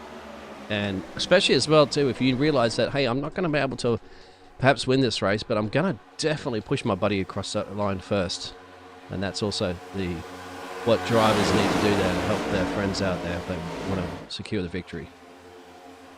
Absolutely. It's a lot of the racing here, especially if you haven't got teammates in the traditional sense of the DPR guys at the front. They're both on the same team. They both race for the same group. If you're someone like Ethan Winter or Josh Micklemore, the 2 unaffiliated drivers, at this point you're learning to see if I can go with that guy. Am I going to push this guy to win just so that these 2 in front don't? That's really, or am I going to push him and try and get a better result for myself? Like get on the podium, get a P2 here, get a P3. That's what you're looking for right now. Who are you going to work with when it comes down to it? And push comes to shove, that's what you need, as you'd mentioned. So there's your pack of cars, and you're going to go back a little bit further on the backstretch to see the second pack start to break away there now, and that's Pritchard. Just having a look. So Nigel, he's up to nearly being a lap down, about 10 seconds off him. The lead pack. Nigel hoping for a caution now, I would say. Yeah, there's As he's Najee. running solo. Is he a little damaged on that car? Just have a look at the steering wheel. Oh, that's okay. That is crab walking there for a second. Looks good to me from the outside as well. Oh! Maybe a little bit of panel Well, damage. he There's might a have his caution luck you would now need. because there is hard lick at the fence. Save it, son. He does. And That's a very good that's save Joe. there from Can you believe that? Joe. And that's still not a caution. No. That's a... I'm going to rewind that for a second. I really don't like doing that, but it's the only way because I've got no events that are coming up there to see. So let's have a little geezer at it. As teammates too, isn't it? He's at the fence. He's hit the fence, and he's popped off it right in front of his teammate. Oh, yeah. That's any problems when you have teammates run together. You can also take each other out. But a little tap onto the other car there. But amazing save to keep it out of the fence. You can see just a little lock up there. He realised he was going into the fence, but there it is. So go back to the front and no caution, but good save. It was a very good save from all drivers involved to keep it pointed straight. Apart from Joe, who got sent down to the inside. Very well done to keep it off that inside wall. Looked set to be going right into that half wall for a second. Yeah, Najee would have been hoping for a caution there at the moment, mate, because they are catching him up the road, and he will go a lap down to him. He doesn't want to go a lap. He's still in the lead lap, believe it or not, but without that caution, Even can if that he- help him? Even if he goes the lap down, he's still in an alright position if he can hang on to the back of the pack. I was actually in 'cause you'll get the in the lucky series earlier. It's not the Coca-Cola series, but the Daytona 500 series. Some of the drivers are actually using one of the back markers to get a nice toe. That's something that Ryan Jones might even elect to do here at the moment. He might just tuck up if Nigel has the speed here. Once Nigel's got the push from the rest of the pack there, he might be happy to sit there and save a little bit too, as Ryan Jones. So of course I was talking about the Jules race, which is a 40-lap sprint. So they've got a lot less time there, and fuel saving is very important in those kind of sprint races. But we'll see what happens when he does come up into the gearbox right now there of Nige. Nige's up the road. There's another lap car going another lap down there. So staying high. It's a 67. So they're both going to stay they're high. not. And So Ryan yep, Jones they're not is going to gonna- tuck up there. So Nigel's going to get out of the way, do the right thing. What's going to happen to these other cars here? They're going to tuck in.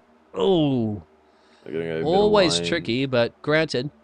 Good job there for the drivers. Oh, Oh, that's a bit of movement from the 67 that wasn't yeah. quite planned from the 21. But always difficult when you're going a lap down. Where are you going to position your car? You go up the inside apron there, you go up the fence. You just got to be like in road courses as well, too, if you have a spin or anything like that. You've got to be predictable. Got to just make it be straight, be steady, or be still, and allow these other drivers to get past you in a predictable method. Same situation as well, too, when you come different multi-class racing, endurance racing that we see all the time in iRacing. And you got different classes as well. Cars that are in a faster class, of course, they have to find their way around you. You stick to your racing line. You be predictable if you get lapped and overtaken, and make it easy for everybody. And then it all just flows. But if you go out of your line there, do something unpredictable, then there's a good chance of a wreck. Yeah, it's all about that communication. You're not communicating with your voice, you're just communicating with the position of your car and what you're doing. If you're moving around, then it's hard to read. If you're pretty much running on a train track, no matter where you are on the road, then people can more often than not figure out their way around you. You know, you could run the center line if you really wanted to, the whole way around that corner. And if you're holding that like a freight train on a track, you're fine. People will flow around you as they see fit, but obviously back markers you want to either hang high or you want to go under the yellow and just let everyone by. That's 3 probably wide. the easiest way. So yeah, 3 wide. Jason wide, Holworth's gone off track somewhere. too deep. Not good. And I'm getting, yep, that's the number 1 car. There he is. So he's had a solo incident. Let's go back and have a quick easer at that. Hasn't called caution, but keep an eye out Jason here. Not too solo, or it's going to be Nigel and Ooh. Jason getting involved. There's some admin on admin beef. Yep. Oh, manages to keep it off the racing surface. That's why we haven't got a yellow. So good there from Jason. It's amazing sometimes, Sacrifices isn't it? You have own 3 or range. 4 cars going off at the kitty litter all over the place. Bingo, no caution. One little spin and adjacent, like way away from everybody else. Let's say, for example, and iRacing's algorithms go, nope, that's a caution, we'll throw it. There's a little bit more AI into that one there, iRacing. Get some AI in there and detect to say, okay, well, there's 30, 40 seconds before these cars are going to be around to reach that person's car that's spun onto the racetrack, and they'll have enough time to get out there. Oh, as a wreck in the there we go. background. That's going to be a I caution. saw that was going to be happening. That's Kerr, isn't it? Yep.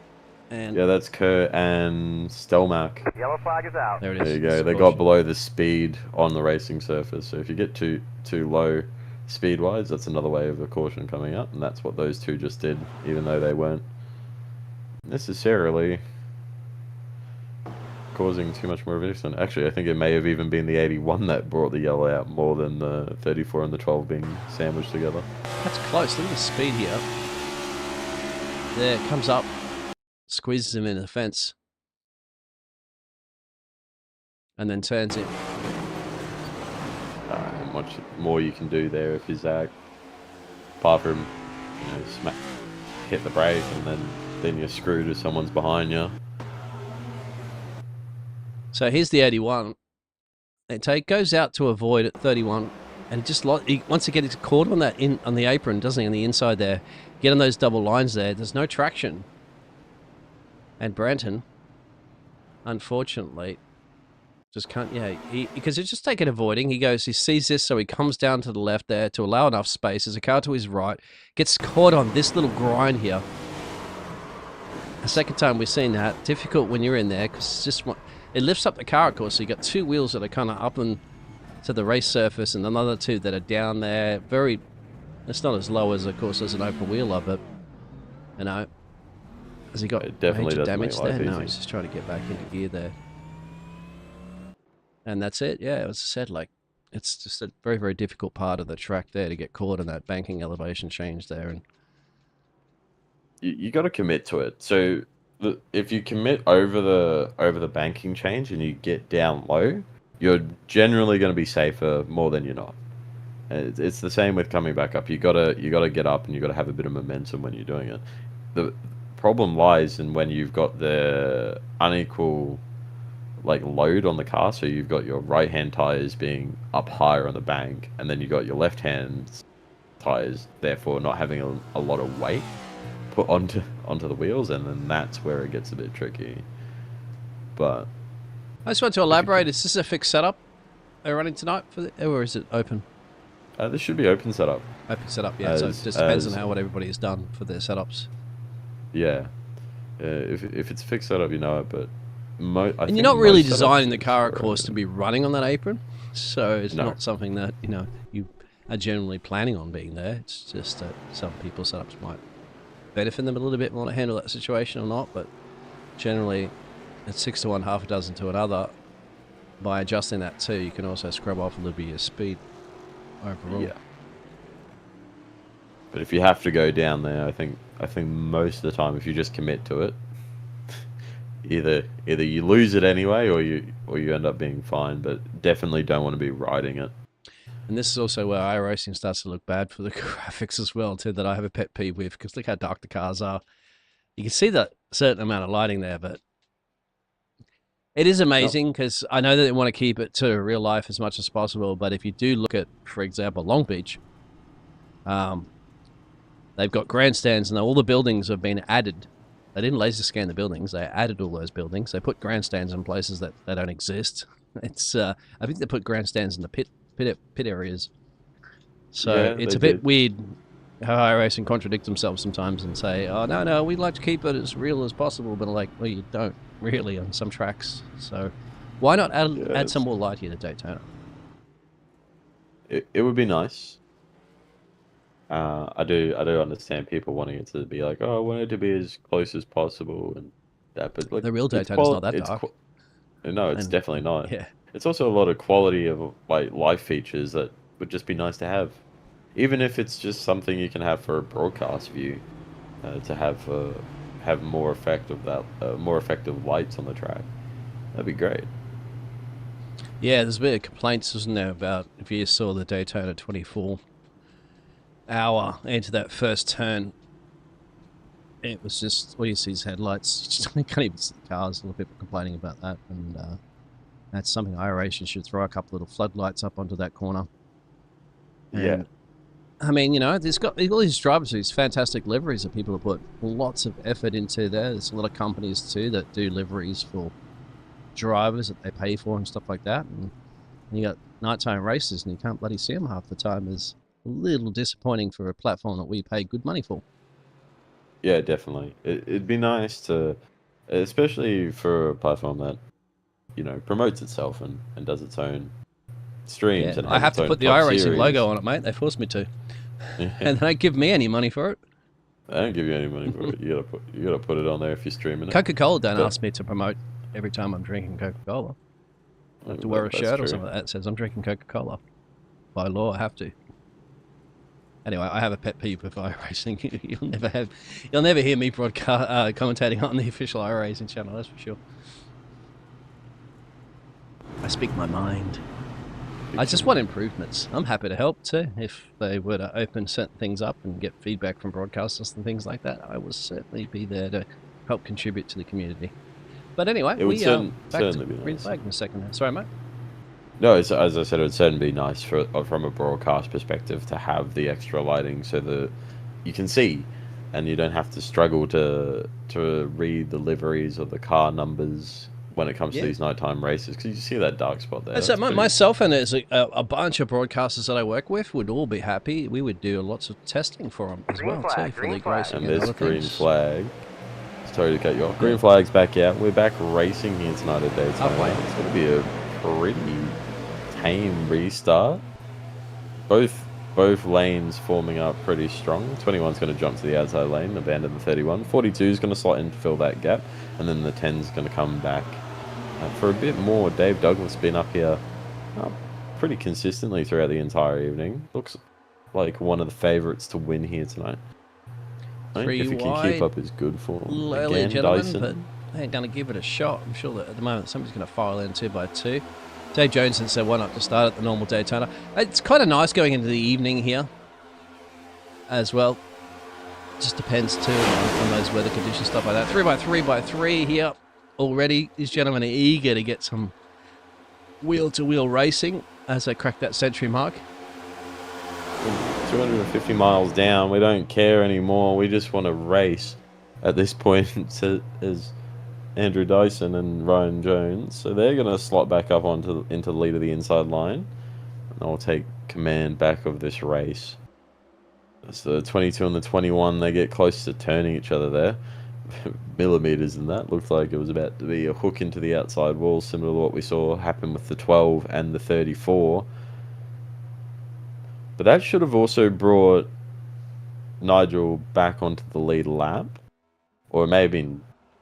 No, it would have been Nigel back onto the lead lap. Yep, he's still in the lead lap. Yeah. So... It worked out quite well there for the boss. Good thing for the boss. It's the one race of the year he wants to run. He doesn't mind sending out the rest of the year, but this is the one race of the year he definitely wants to be a part of. So. Yeah, good on him to get behind the wheel there.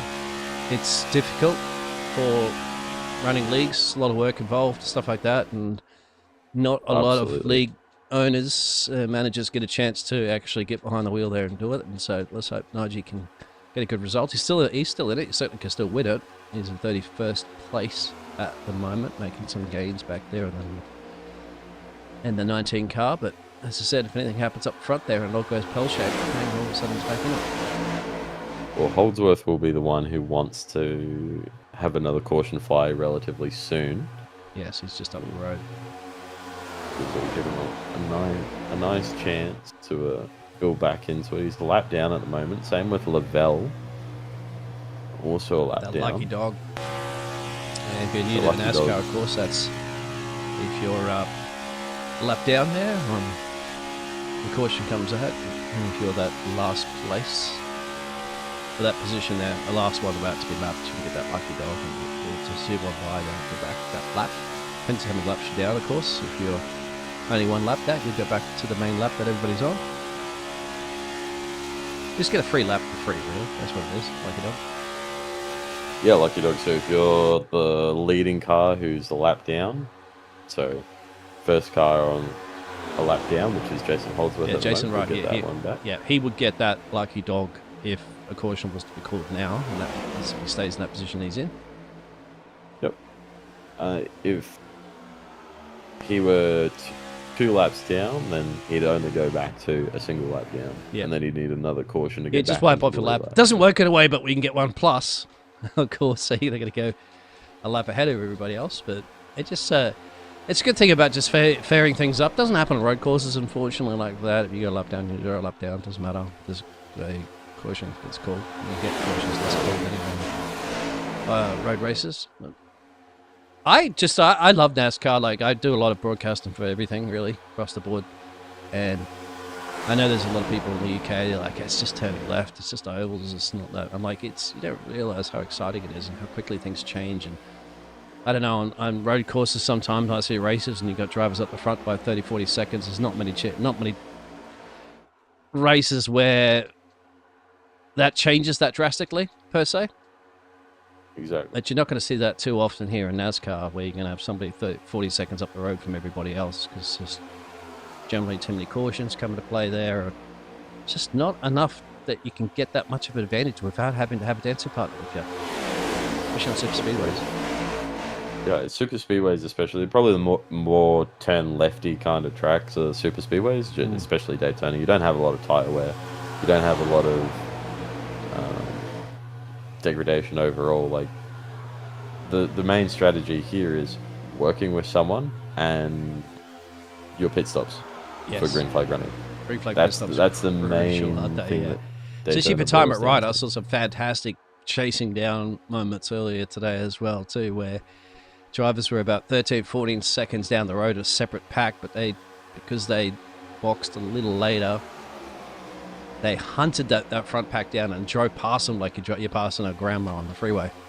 That's how much pace they had. It's beautiful to see when we can see someone run someone down in a nice little draft train. 3 or 4 cars just run down the faster pack.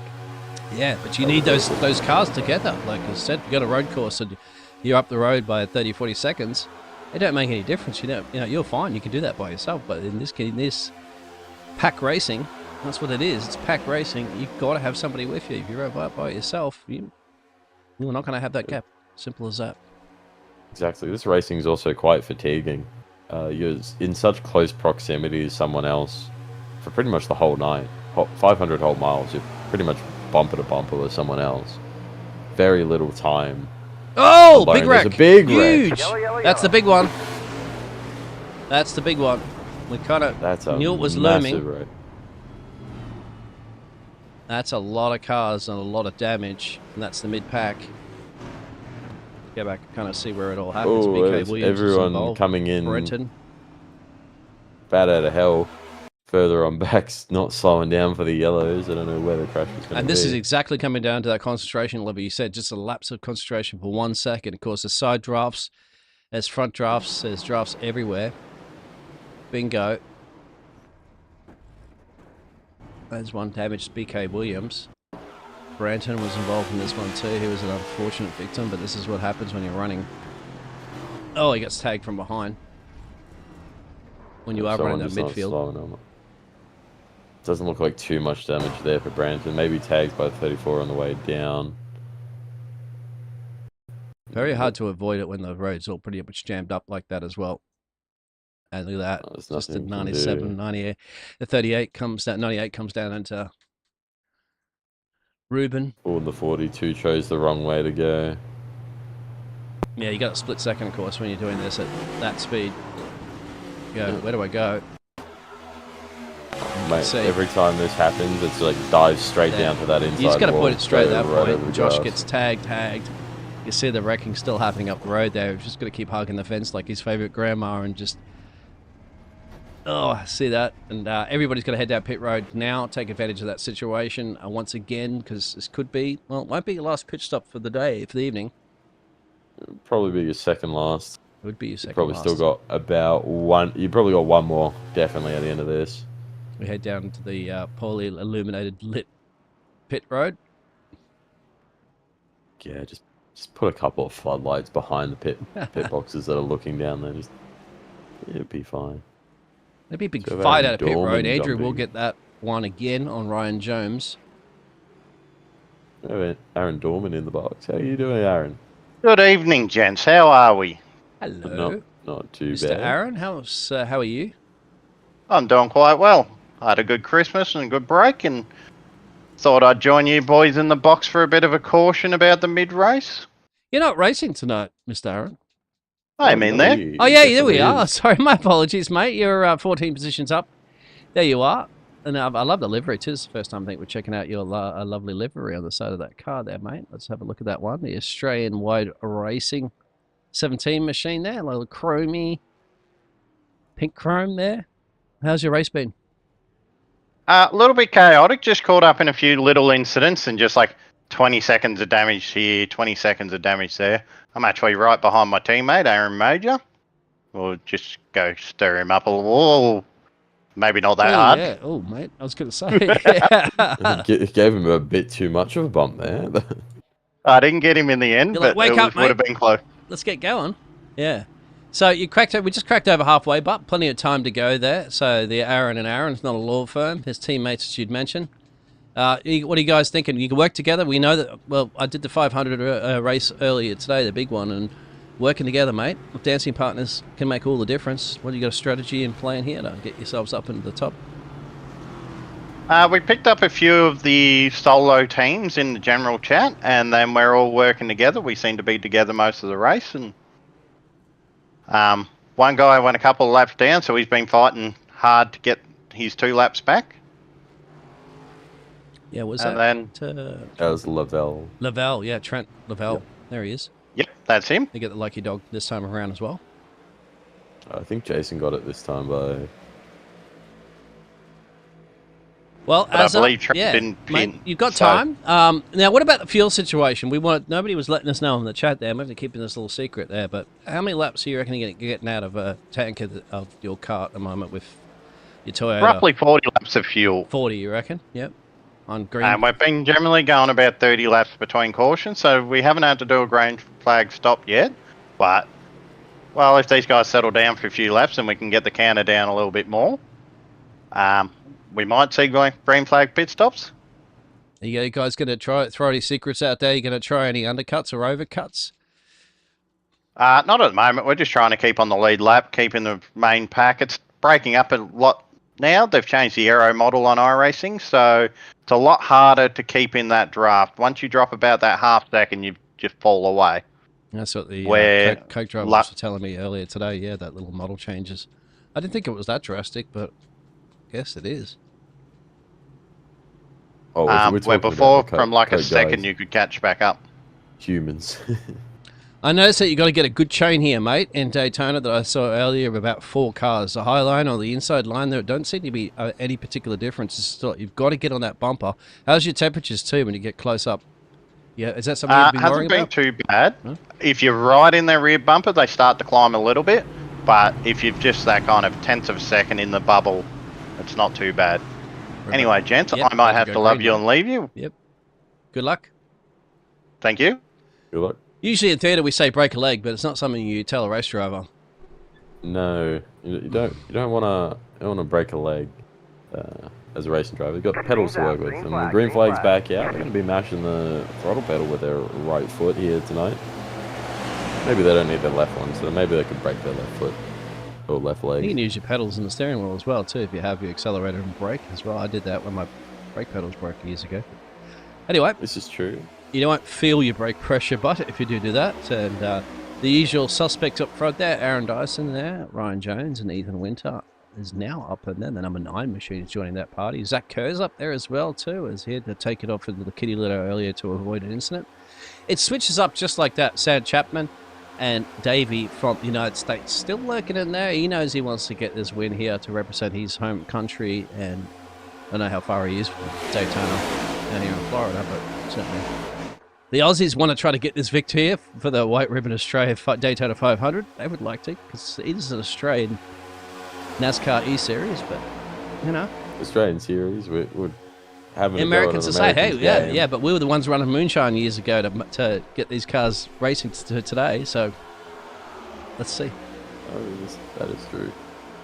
Without them, we wouldn't have this sport. So, actually, I'm sure that someone would have invented something similar to it throughout the channels of history.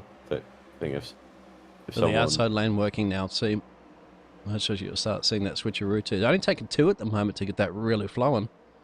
And there's your 141, just- speaking of Davey. just Making better moves. connection at the moment between just the 2 cars. Like you'll see the bottom lane there is going to start to form up into the corner with the 3 cars here, but the 12 and the 141 just had enough teamwork, enough momentum stored to get past, and now they're going to fall back. So this is where you'll be wanting that 3rd car. Yeah, you need 4 or 5, actually. And I was seeing with the Coke drivers earlier today, not just the Coke drivers, good thing about too, is that you're having all drivers from all over. A driver with a 900 I rating was right up there with him earlier too in a race. So that's the beauty of this. It's like, because it's pack racing, because you need your dancing partners, you don't have to be like, oh, all about my I rating. It's not enough. I can't battle it out with these guys.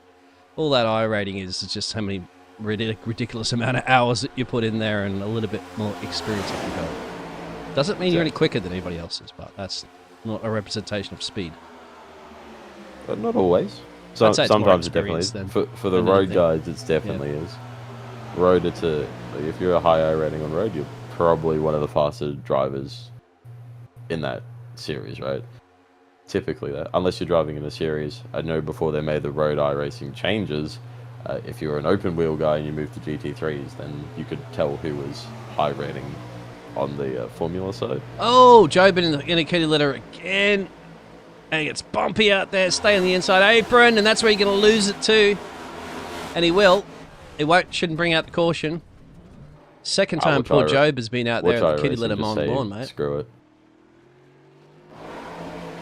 iRacing hasn't said yellow flag, so... No, I didn't. Thankfully didn't cause a caution on that one. Oh, no, it might be now. Because Job, I think he's gone around again.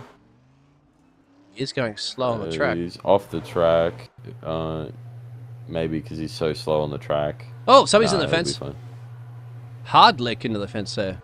As that's Davey. Oh, man, across the pond. In the middle, Dave goes for it in the... Oh, absolutely 3 wide. This is not the last lap of the race. Boys and girls, ladies and gentlemen, cats and dogs here, 86 to go. And Yankee Doodle Doo straight through the middle there. Davey gets the opportunity, sees the gap. If gap car says, I will take it, thank you very much.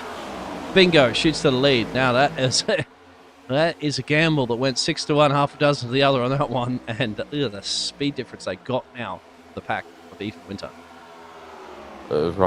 Slammed the door down on Ryan Jones there as well. As soon as he got just enough room, he was straight down to the inside line. Taking command of this race again, Davey. Absolutely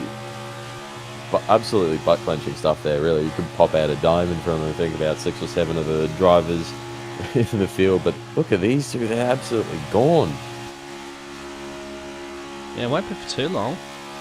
Quite amazed that they are going to get that much of a gap up there at the moment. With just 2 cars. These other ones behind them, Sam and all that, got to start working together here, boys, now. I'd go single file, actually, if you want to catch them. That's the best bet that you're going to have. I wouldn't be worrying about splitting yourselves up into 2 different rows. You don't want to let those front 2 get away, but thankfully you've got plenty of time, 84 to go. Another round of pit stops for sure. But, exactly, and there's the rest of the pack there before. I saw a lot of single file running earlier today in the Daytona 500. There's somebody in the fence. Yellow flag is out. That'll be a caution for sure. That's a big wreck, mid-pack. Just started kicking off as well. That's going to go hard lick into the fence. Now saves it out onto the riding paint. Wow, there's a lot of cars off in that one, my friend. And how many drivers got damage? I'd say quite a fair few now. It's the culprit, unfortunately. 0-2. Bang. Was it 0-2 of Darren? No. Darren yes, McKenzie, it was. Darren McKenzie involved. There's a 67. That's Lavelle again. So this is where it happens, right? Dazza, if I'm not mistaken here. We're looking for the 0-2. I think it happens up the road. There it is. It's not the 0-2. It's a 32. 32, thank you. Looks like a 32. Currently where the 32 is running, actually, on the timing tower. I can't see. No, 52. 52, Font. thank you. Font. From a distance, it looks like a 3, but that's a 52, and that should be... Where is the 52? I must be blind. Daniel Stevens in the 57. 57. Now we'll look. Okay, I see it. Here it is. 57. 7 looks like a 2. 5 looks like a 3. Does he get turned? Yeah. Just a little bit on the rear. And they were running up the front. That happened at the front of the pack. Yep. That's the front of the second pack. Bang. And then everybody's scrambling to try to avoid it. Not much you can do there if you're further on back. Oh, just that's full speed, of course. You know, milliseconds to react as Lewis. Yeah, not a lot of time there. Gordo as well. He's going to have to see this and squeezes up the fence. Got nowhere to go. Can't go left. Can't go right. Almost went through there. Actually, I think he did. Saves it. Little tank slapper. Oh, Gordy. Everybody's going on pit road and live pitches right now. I just want to go through the rest of this wreck, unfortunately, and see the drivers that were involved. Aaron Major as well. There you go. There's your teammate at the moment that we heard from Azar Dorman. and as Lewis. So drivers did go to pit road during that one. Davey comes back out ahead of everybody else. Some of the drivers, no doubt, down there will be getting some repairs done.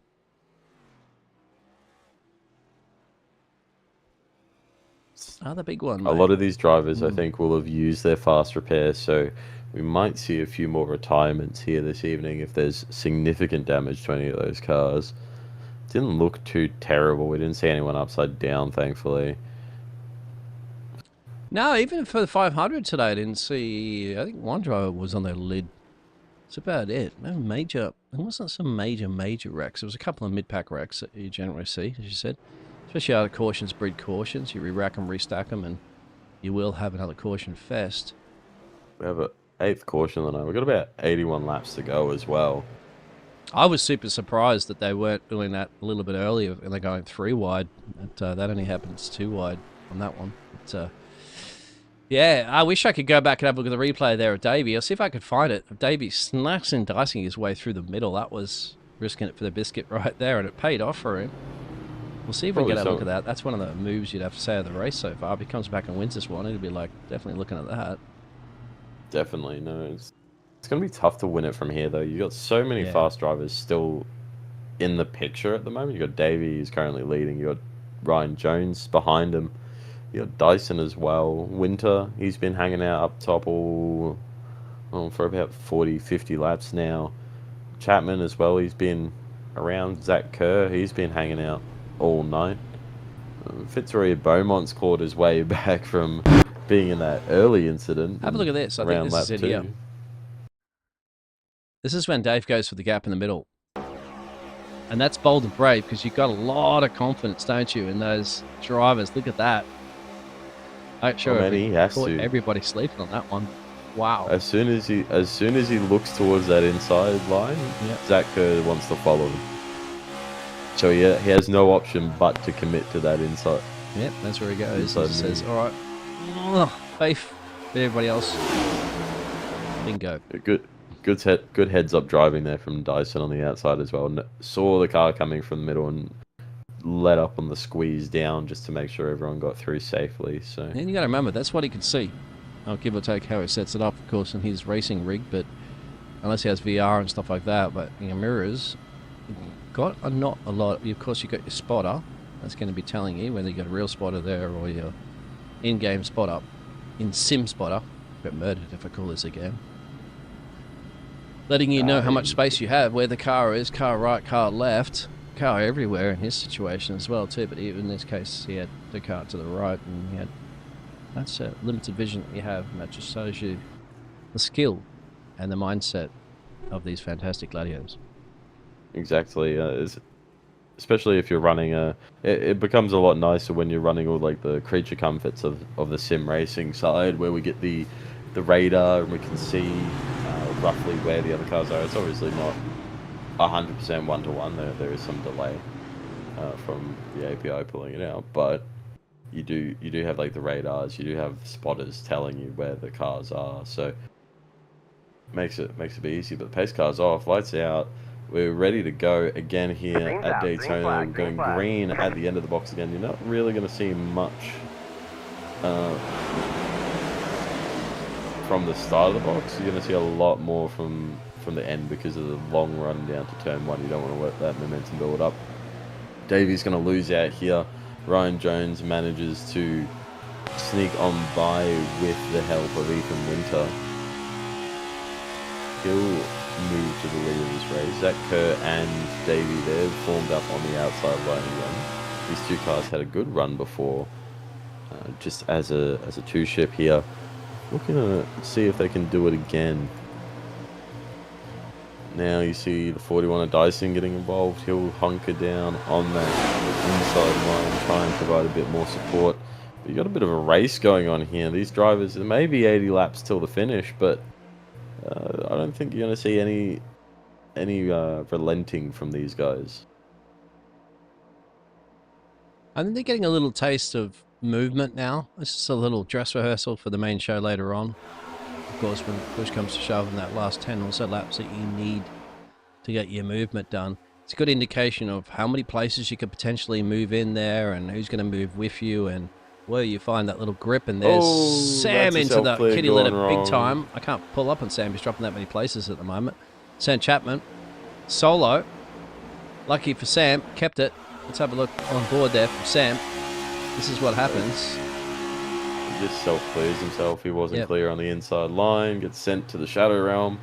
Manages to keep it out of the wall and recover nicely. He'll probably go a lap down because of that, but luckily no major damage. Maybe a bit of abuse on the tyres, but still should be recoverable if there's another caution later in this race. Here comes Zach Kerr. Zach Kerr's been in the wars earlier as well too, the man from Adelaide. You saw him going off in the kitty. Look at the outside. This is what I was saying. Look at the speed difference you get when you get a nice little toe on that outside apron. 16's even trying to catch him at the moment.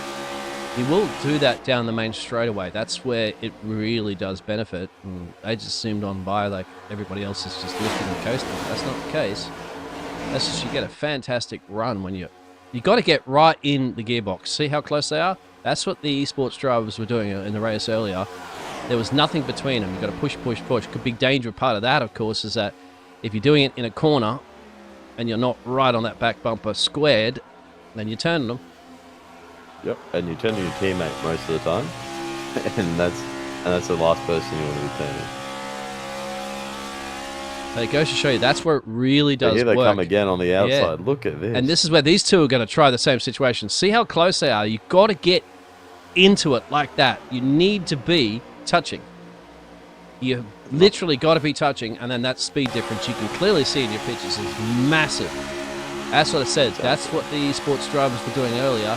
That's exactly what these drivers are doing here for the Australian NASCAR eSeries. It's a bit of a battle between these four cars up the front. Everyone else is just vying for position, finding their way to where they want to be. But you watch these two scoot on the outside. Got Same these situation. two Look at the speed. doing the same Look at the thing. speed. And this is what they're working out. This is the feeling. This is the dress rehearsal. I think these drivers, these pairs of dancing partners, are now realizing, look at the speed we got. Now, you're talking about one or two corners. You can get yourself up into the lead of this race just like that. So they're realizing, all right, when it comes, push comes to shove, and we come down in the dying laps of these stages, that they're going to have to go around here, realizing there's a little bit of space here, get past the lap 34 car. They're going to realize this is when we can have our massive slingshots if we work together. Who wants to win this race? Of course, you got to then dictate to your teammates and to your dancing partner who wants to be the one up the front that's going to cross the line first, or is it going to be an open book? Good luck. it's Who going to wins be a it? free for all. Yeah, Free-for-all, coming off turn 4. Is it going to be a free for all right at the when you come? Yeah, because when you got to move out of the way, mate, to go for it, that's when you're going to scrub that speed off because you've got to be on the bumper. I'm telling you want to win this race, you've got to have somebody in your back bumper that's willing to sacrifice a P2 or a P3 to get you across the line. Definitely at this stage, it's going to be like we could see it just wreck across the line, and we'll see someone go across on their lid. For all we know, we've got 75 more laps until we find out. Hope you're enjoying yourselves. The chat's pretty quiet out there in a while. We do love to chat to you. Let us know if you want a particular driver or something you want us to have a look at as well too. If we get a chance, we'll certainly do it. I don't bite. Bryce might. But I don't. He doesn't bite. There you go. Yeah. I don't bite. So, yeah, interactive here at the Australian NASCAR eSeries. Of course, we're doing the White Ribbon Foundation racing here for charity. Bang into the fence. That's a hard lick. That's dicey. It's dicey. Yellow flag is out. 21, cause that's caution. going to cause a few more drivers in the back to stack up as well. I think that's dancing getting collected as well. I'm sure. Oh, Job as well too, mate. Unfortunate for him, he's been involved in another one. Dancer made it through. So this is from Josh's perspective, but it happened up the road. Josh is going to take it avoiding, and goes out the pit litter. But have a look at Dyson. This is kind of around, we'll back it up a little bit. Got into him here. I don't know, that's the 20. So keep an eye on the 41, the 21. The 21 comes up. There. He thinks there's a gap in between it. Kind of, but that's what he hesitated. Yeah, he the hesitated there hesitation for a there. second, didn't he? I think he thought There he wasn't enough clear. Of a gap. Yeah. And then there, with that slight little bit of hesitation, wasn't enough. Gets into the 41 and causes a little bit of a wreck fest behind the field there. That's all she wrote. Everybody scrambles to avoid the accident. Yeah, it's just that hesitation there, just Oh, catches it wrong. Ooh, big door there from the 42. He then ends up sideways himself. and here's Job. Just poor Job. Once again, just in another one. Yeah. Look, he thought he was clear. And the 42 gets hit twice as well. Teza got hit earlier from another car. And that's all she wrote, unfortunately. But Job's not out. Job's not out. No, He's gone into pit he's road to still get in those it. repairs, but don't count that man out. I did see it. Everybody else is going to come into pit road as well, too. Some drivers will. And, yeah, I saw that earlier. A couple of drivers get involved in incidents in the 500 earlier today, and they came back there and they got themselves a nice little top 5 position. Yeah, it's we've still got probably another stop in this race. Definitely not in the point where we could go, like, even if we was being generous and saying, okay, 45 laps a pop. Like we're nowhere close enough. You need 70 to get from here to the end. So nowhere near close enough to make it to the end of this race right now on any of these drivers' tags. So is the 11 coming back down pit lane, or is he going out of pit lane? 11 Out of pit lane. is going out. Yeah, if your driver's coming out of pit road, we'll look at turn 1. Give you an indication they're coming out right now.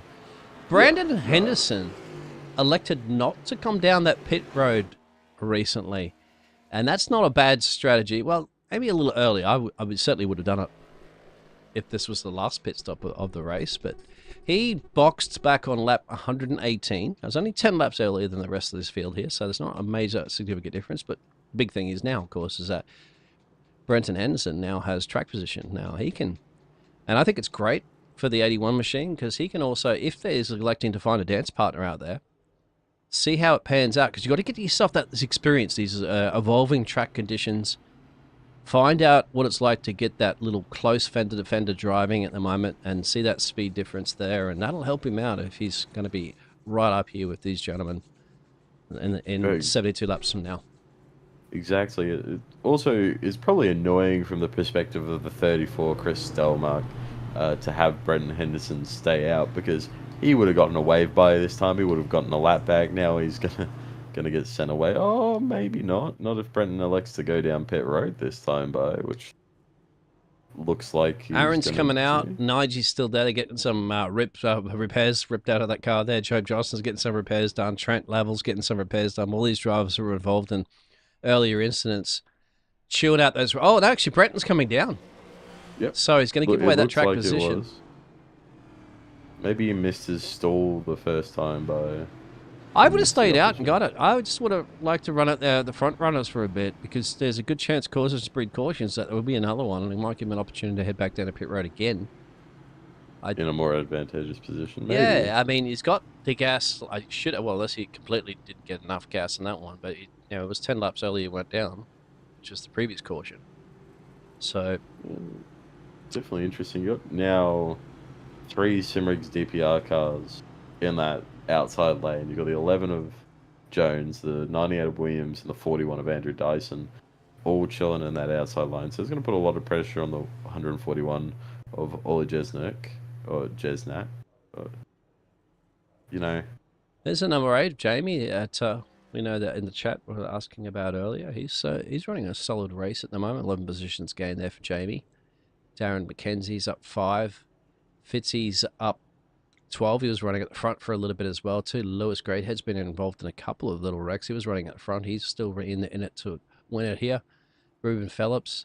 There's Azza, Aaron Dorman, that we spoke to before. Came up a quick chin wagging to us in the booth, and he knows that he's got his teammates around, but unfortunately one of his teammates was down there in the pit road getting some repairs. That's the other Aaron, who is, can't see where he's running. He's running Marin Major there, so he's not too far down the road from him, so they can get together again soon. Not terribly far, even if he is a bit further down in the order. Should be pretty quick. Lights on the pace car are out. Coming down the main straight now, or coming down to the main straight. Pace car is going to peel off. It's going to be the 141 to lead us away. You're going to wait till the Green, end green, of the green. box again. Green flag flies. And we're back racing here again at Daytona. Zach Kerr, little slow on the jump. It's going to allow the 98 and the 11 to sync up pretty well. They're going to have the momentum going into turn 1 here. I would say you may see a change for the lead of this race once again when we get to the end of turn 2. Yep, Stephen Williams in the mix there as well too for the 98 machine. Shane Bowman, Zach Kerr, Andrew Dyson's back up there. Nick, they're going to give it to the 225 here. There's Nick. We haven't seen too much of him, but he's now running up front here as well too. So that's fantastic. Them 19 positions gained up as well too. Matt Dance, we mentioned, he's up 20. He's running in the 10th place. They're going to sort themselves out onto the starting another lap here. We'll go to 132 here to bring us down to about 69 remaining.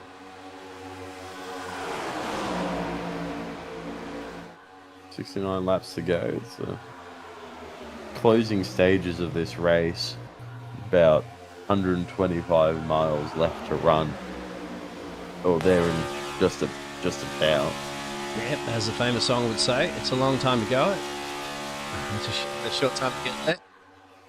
Well, pretty much. It's still quite a sizable amount of racing. No, this is probably the still over an official series race at Daytona. So Go Mackenzie and go pitch out there in the chat. 3 wide temporarily. Oh, there's a wreck. 141's going to move down. There's a wreck there. Jamie's right into Fitzy, I think it is. Yep. Yep. Oh, and there's Jason Holdsworth getting collected by that. It's a big crash there for Jason.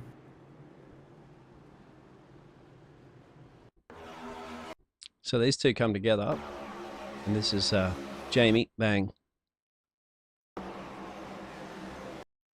And they're just It stuck looked together. like everyone was going to manage it. doing onesies on Rocket League.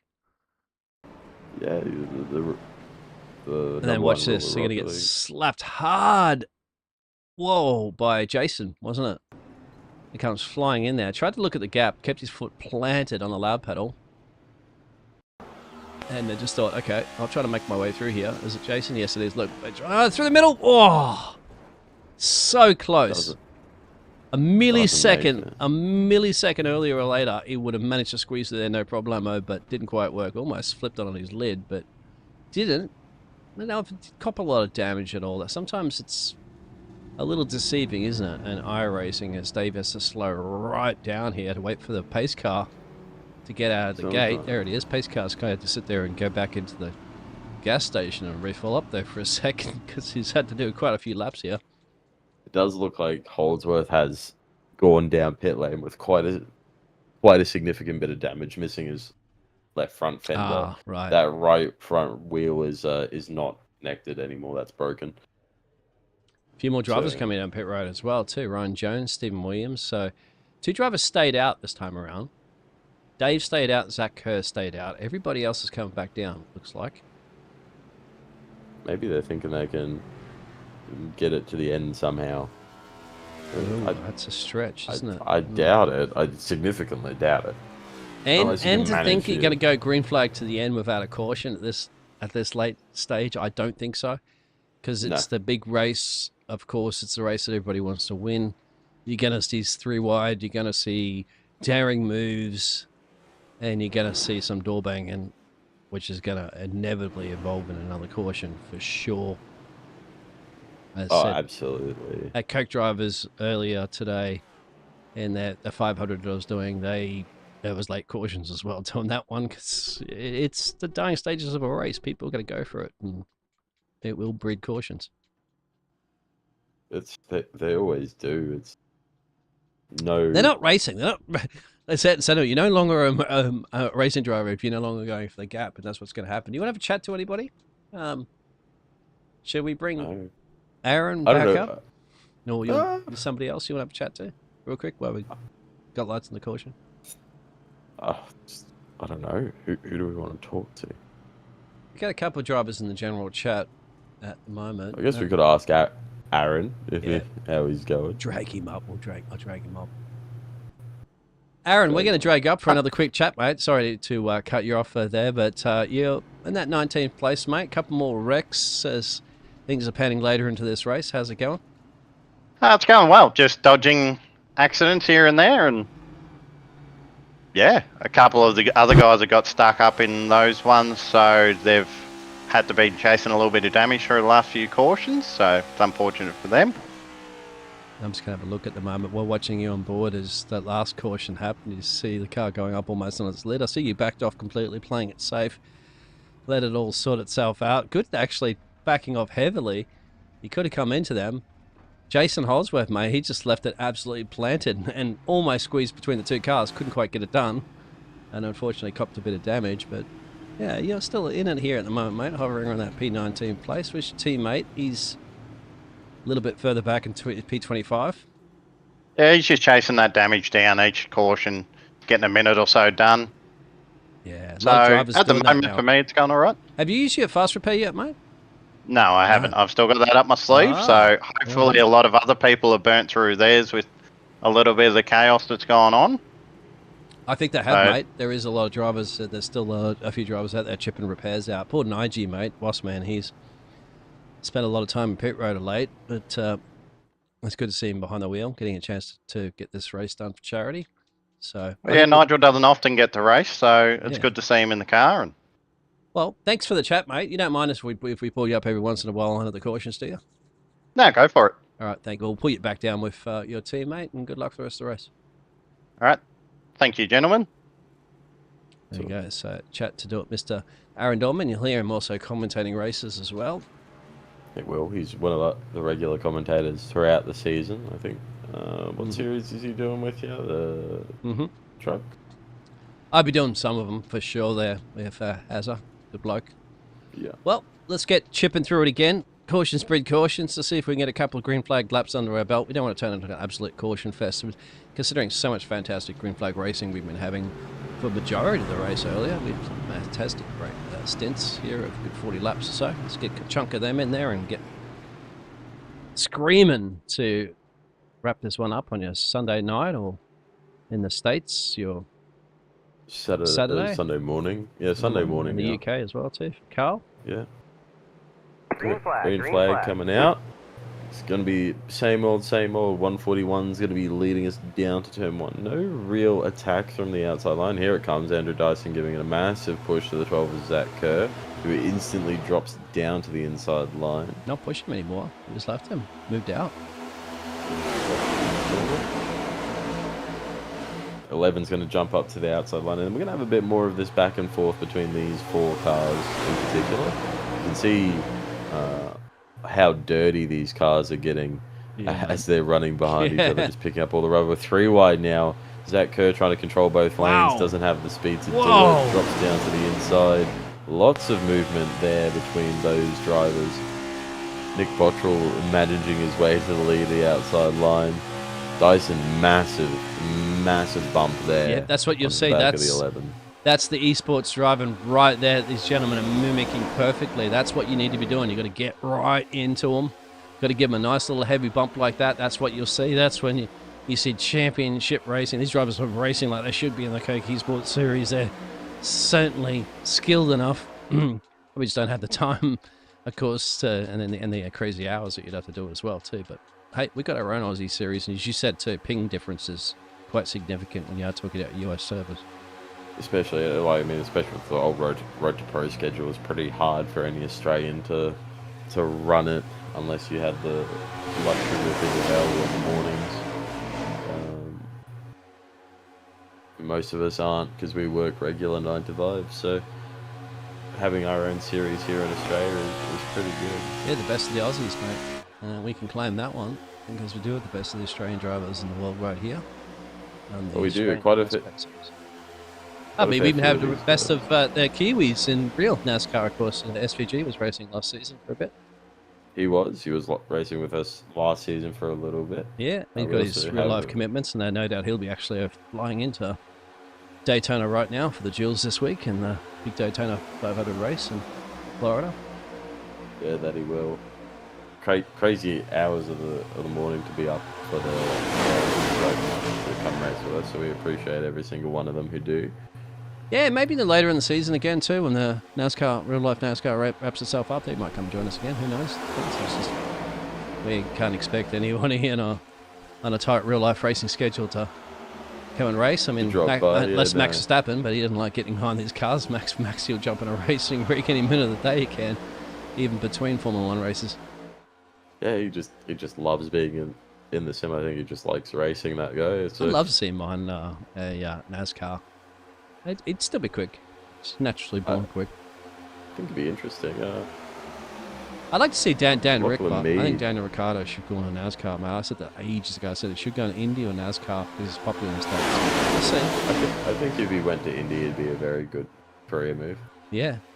I said he should have done that before he got removed from the team. I got that on record a couple of times saying, a couple of years ago, I said, Dan, it's so popular in the States. They'd pay him good money as well. Not as much as Formula One, of course, but it'd still be good money in advertising, sponsorship and stuff like that to get as well too, and it really boost up Indy or NAS. I thought originally IndyCar, but NASCAR's becoming so popular, it's more popular in the States anyway, they'd probably switch to that. It depends. Zach Kerr going for that middle lane again, just by himself. Now he's got supported Matt Danson. Could get interesting here as we tick on 60 laps to go. 3 wide here, 2 rows deep. Got to get the 38 up on his bumper, but if you really want to get it going, that middle lane just drags down big time. Not quite there. He's going to pull onto the back of Dave Douglas now. Yep, there it is. Boom, big. And you watch him scoot through this field here like the lightning bat out of gate, a racehorse out of a gate. See the speed you're going to get. Now the 38's going to get onto him. They're going to be zooming on by. Only problem is you get sucked in here in the middle lane. You're going to see how much movement there is in the dirty air at the back there for 38. That's when it's dangerous. We have a caution at the back. Oh, Azza! He looks like he survived that one relatively well. Yeah. Oh, he's been in the mix there. I think Sam Chapman, unfortunately, has not. There, actually, it's a 141 up in the air. There it is, and that inside apron, mate. Oh, and there's that net code. Yep. I was talking about before. It's just straight up. There's Az on there. He actually takes quite a big hit there into the fence, and then just turns left down the track just to clear the 39 off the raceway. Well, that's going to. So where did it start with? It started with the 141, didn't it? Was it? Yeah, the 141 just getting on the apron. I can't see the 141. The timing. That's Davey. That's Davey who was running up the front. That's our American counterpart. And what's happened to Davey? He's got he's on the apron, and that's where you just know you're struggling to keep it straight. There it is. You're right. That's the N word that iRacing don't like us to use, but it is. That's code prediction, of course, of trying to work out. And that happens more, I'd say, because you've got a US driver there too, don't you? With US ping with Australian drivers around, that would make perfect sense on that. He manages to hold on to it pretty well thereafter. Let's see if we go back and have a look at how much Aaron copped any of this. He said he's up against the fence. Nowhere to go. Bang. Rolls up onto it. I wonder how much damage that's left him with. It doesn't look like his front end's damaged or... Oh, it's a bit bumped. Yeah, just looking at the steering. No. Yep, no. Completely damaged his front end. All right, driver's heading down a pit road again. There goes... Dave Douglas will lead him in. Oh, is that Douglas leading him in, or did Douglas stay out? No, he's in. I just can't see because of the lighting. I know. Yeah. The good thing about, I mean, you know, oval racing, NASCAR is essentially what they do focus a lot of that at the end, net code. I just say that because you're not, I know that from commentators they're not allowed to say that on the official iRacing streams. iRacing have a little pet peeve against that, but it is, we all know about it. And but this is where they do focus a lot because the cars are so close all the time. Like you'll see it a lot, well, that will occur a lot more on road races when you get overtakes into corners and things like that, because it's harder to predict for road races under braking than it is for full speed oval racing. But full speed oval, yeah. That's the way that pans out. Lachlan Mead now will be our race leader, or Dave Douglas actually. There's two. Davey should be in the lead, I believe, as they sort themselves out underneath the pace car. Shane, now for the 25 car, is right up in the mix. This is, yep, 58 to go. It's just kind of like, it's that border, isn't it, of it's not enough, or it is enough to go to the end. Once again, I don't think we're going to have a full green flag race to the end. There's definitely going to have to be another caution in there somewhere. I feel like there's going to be a caution anytime soon. So we have a big boss man joining us in the booth. Nigel Saddle. Hey, how you Nigel. doing? What's going on, Mate, boys? what's yeah, you spent a lot of time down there signing autographs with your fans, unfortunately, in pit lane, but I know this is your one time that you get to race, mate, after putting a fantastic racing league on, but it just hasn't been your night. No, wrong place at the wrong time a few times, but that's okay. We go back and fight again another day. Yeah, when you get to drive, but mate, that's the thing, isn't it? You don't get a lot of time to drive. Not as much as what I used to, but you know that's part of it. But we've got a cracking race coming up here. There's some, the top anyone I believe in the top probably 20 can still win this. Are you going to join us, mate, in the booth here for the rest of the race? Yeah. So you can retire? Yeah. Except for there may be a little break. I'm going to go have some ice cream. Oh yeah. Okay. Yeah, that checks out. That's a after the amount of Nigel wrecks you have, special. mate. Yeah, you'd be like having ice cream. Luckily, you're not in. Well, I actually haven't eaten since 12 o'clock today, so I'm getting a little peckish, to be perfectly honest. Yeah, well, we're talking about. I was talking about how the NASCAR Coke Ease drivers were getting right on the bumper, mate, and how much of a speed difference you get when you get that pack together. You got to be on that bumper. You got to be connected, essentially, like Siamese twins. There, your dancing partner.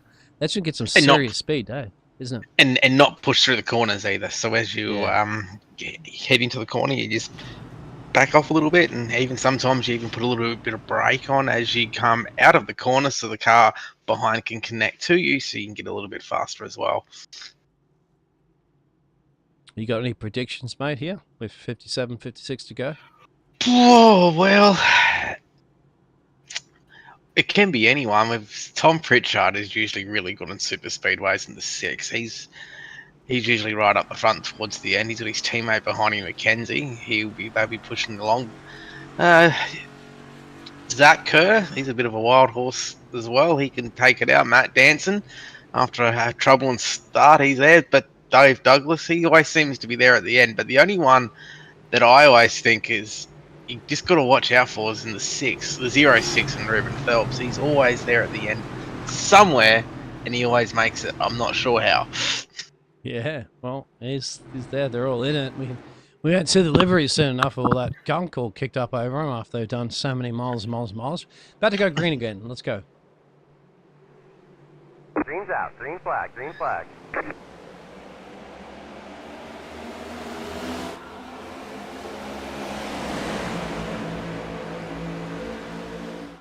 It's Lachlan Mead in the lead of the race at the moment, getting a good push there for me from Winter down into the first turn.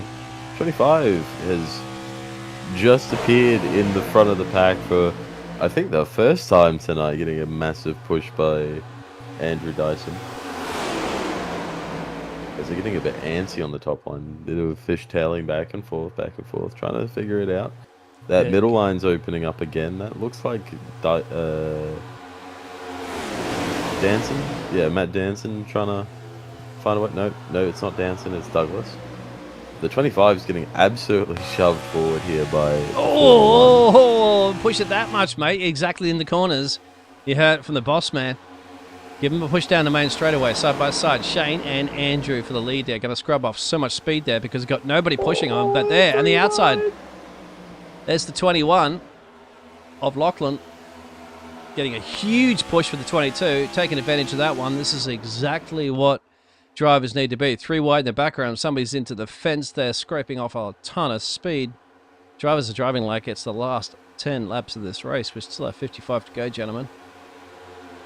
And we're all starting to think of their pit window too. So their pit window, they'll have probably one more stop, and they'll make it to the end. Probably have to leave a little bit as well for their green-white checkers. So every bit of fuel that they can save now will help them if this does go green and there's a green flag pit stop.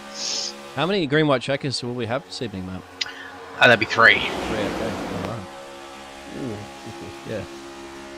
fantastic. This is good wheel-to-wheel racing here, and all for a good charity, of course. And thank you, everybody, for contributing a part of the White Ribbon Australia event here this evening. All these drivers have contributed their time, their money, and their racing skills for this fantastic Daytona event. And we're also on target too to raise just over $1,000 too. So we're on target, which is great. So yeah. Good on you. Good on everybody. Thank you out there for enjoying the motor racing. If you are tuning in there, support the channel. Please like and subscribe as well too, and let us grow.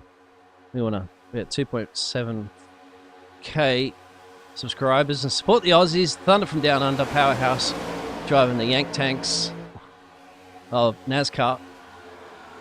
And we have to, because we're talking about all the ping differences we have if we're on US servers, so we keep it all here in Australia as much as we can, and Australia, New Zealand, of course, and other nations, so that we got the best of Down Under, mate. 100%. It's yeah. It's always a special event. The Daytona 500 is a good way to kick the season off, and it's also a good time to raise a little bit of money as well for the White Ribbon Foundation, supporting women against domestic violence. It's a charity that I like to support. Our family supports a lot, so it's great to have them on board. We thank them very much, and there's a few of their representatives will be watching tonight as well, which is great to hear. I spoke to them during the week, which is fantastic. As the 21 of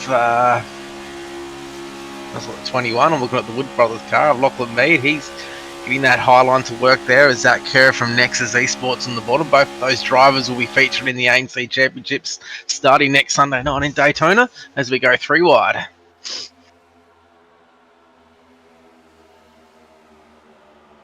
Oh, 21 got left up a little bit there. Needs a dancing partner to find him. The 38 in the background. There's a lot of big name players in here, and a lot of predictions to win this one. There, Bryce. And as you can see, in third and fourth, you got the Southern Stars teammates of Tom Pritchard and Darren McKenzie starting to team bump. And we've got a wreck, I think. No, we don't. Oh, well, no. Don't speak too soon, mate. This is the green machine going a little slow into the inside apron, and just going to keep it off the inside yellow stripe line that's been causing a massive nightmare for drivers this evening. And as we see, there's 6 cars there getting away. They're now starting to form a little bit of a pack. These cars, their draft has been updated since the last updates, and they do believe too there's a netcode update as well to make these cars a little bit more stable, and when you can push as well, which helps out the driving standards and the product. Whoa, here we go. That's John. And it should be okay. No, wow. There won't be a caution for that one. Let's have a look what happened here. This is it. He's gone on that little ripple strip right there. We know how much it's painful. You lose it. It's just can't. He's managed to pull up the inside apron to avoid the wreck on the outside. Goes almost down into the caravan park. And I believe there will be a black flag there as well for going through the pit lane, entering an unsafe pit entry. So he will be going the lap down, I could only imagine. Yep, he will, and that's why you don't try and overtake under the yellow light. Yeah, exactly. And you got penalised as well too. And in the race earlier today, they got a penalty if you're going underneath that yellow. And it's just dangerous enough anyway, just to keep the car stationary on the track there with the elevational banking change. As we've seen about 3, we were talking about that earlier, we've seen about 3 or 4 cars at least get loosey-goosey there, mate. And this is our only cup race that we do have scheduled for the year as well. So as we head into our first round on Thursday night, we'll be heading straight into the Truck Series. And then next Sunday night is the premiere of the Australian NASCAR Championships with Motorsport Australia. And then Tuesday night will be the start of the X Series with the Xfinity car for 2025. There is only 2 charters left for the Xfinity Series, and I believe there's about 9 charters left for the Truck Series. So if you do want to get involved and lock yourself in for every race, if you want to be part of the playoffs, you have to have a charter for this season. It's as easy as join the Discord, get in contact with myself, and we can get those charters sorted. Yeah, we're in for a big season. Some of the names that we've already got scheduled to run some of the biggest names in Australia. So it's going to be an absolute cracking year. Yeah, not getting SVG back as he's going over to Daytona. He's got his real NASCAR schedule all tied back up again. But yeah, we've got some of the, as you said, the big names here, the quickest drivers in Australia. Are going to be pounding their way around the Australian NASCAR eSeries. Yeah,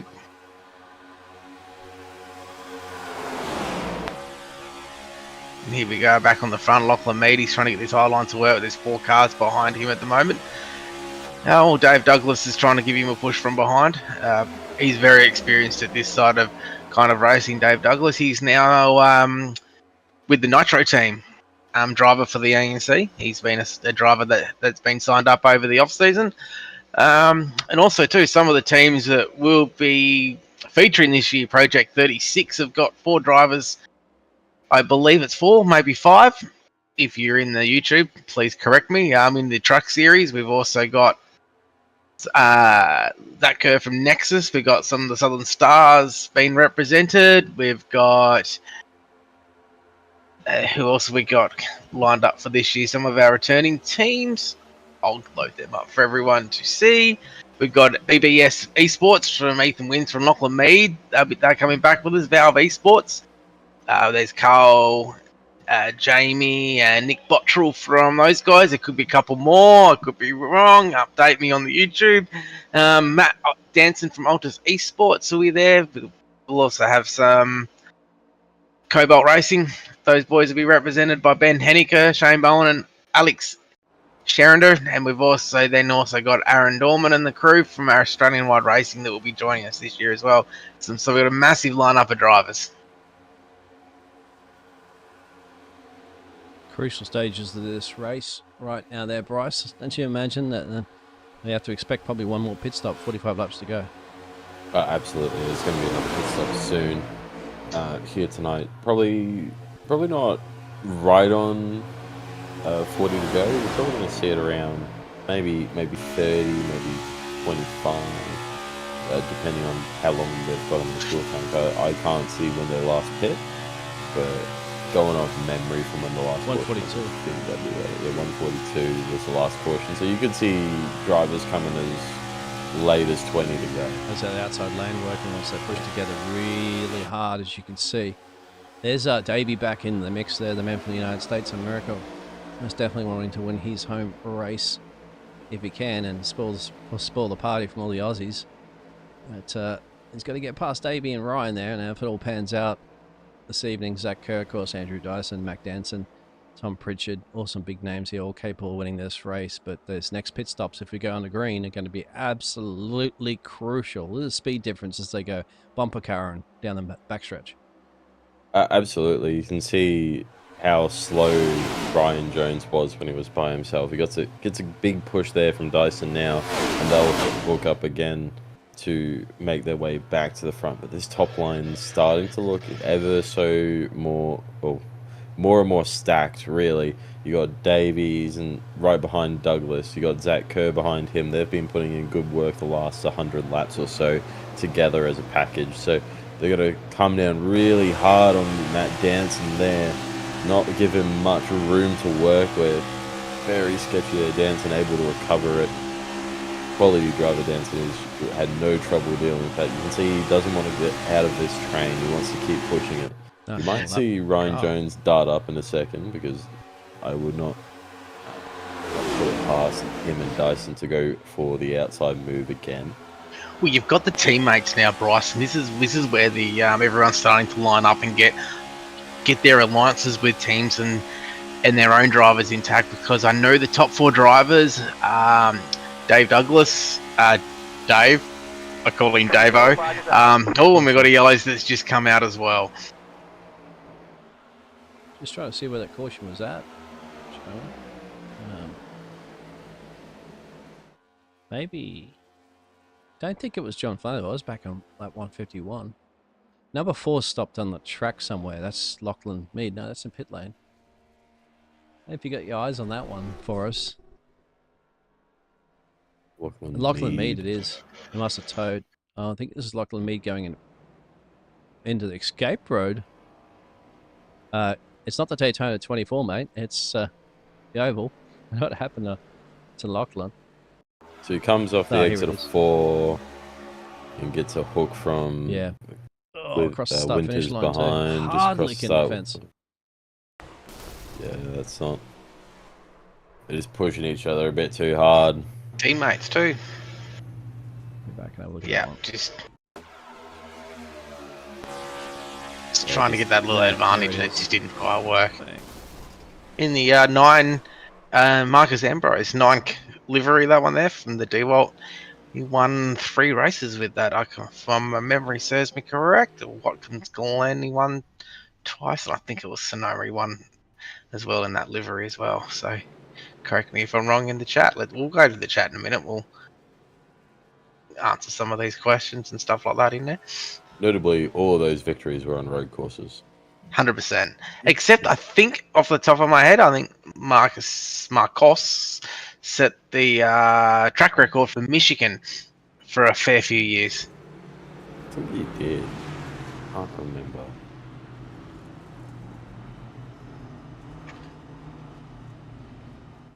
We're back on running down. Yeah, sorry, Dojo. We're running down the laps now. Back under safety car. You're going to see all these drivers zip into the pit lane. Box. Yep. This will be the last potential pit stop of the evening with 41 laps to go. Of course, it'll be 40 or so when they go back to green. So this will be your last splash and dash. You're going to make sure you got it all right with your engineer. You don't want to have to come back down again because you're short fueled. Definitely not. But do Definitely you come? green white checker? Yeah. But do we come in again, fill up again to make it to the end? Definitely for those green white checkers. If you're one of the lead cars, So you don't think because they've you're got going enough to go to the end, even with the green white? well. If you're the car in the lead, you're going to be using more fuel than the guys behind. So you've got to start taking that into account too. But then also too, it's all about aligning yourself with your teammates at the moment. Like I was saying before, Dave Douglas and Zach Kerr, I know they're all together in one chat. Then you've also then got Andrew Dyson, Ryan Jones, and then Stevie Williams are teammates as well. So they'd be looking to get together. Got Tom Pritchard and Darren McKenzie from Southern Stars in 7th and 10th. And then you've also then got Val Esports, Jamie Nan Curvis and Nick Botchell as well. So everyone's got getting their little teams, teammates all set up now because your best friend out on track at the moment is your teammate.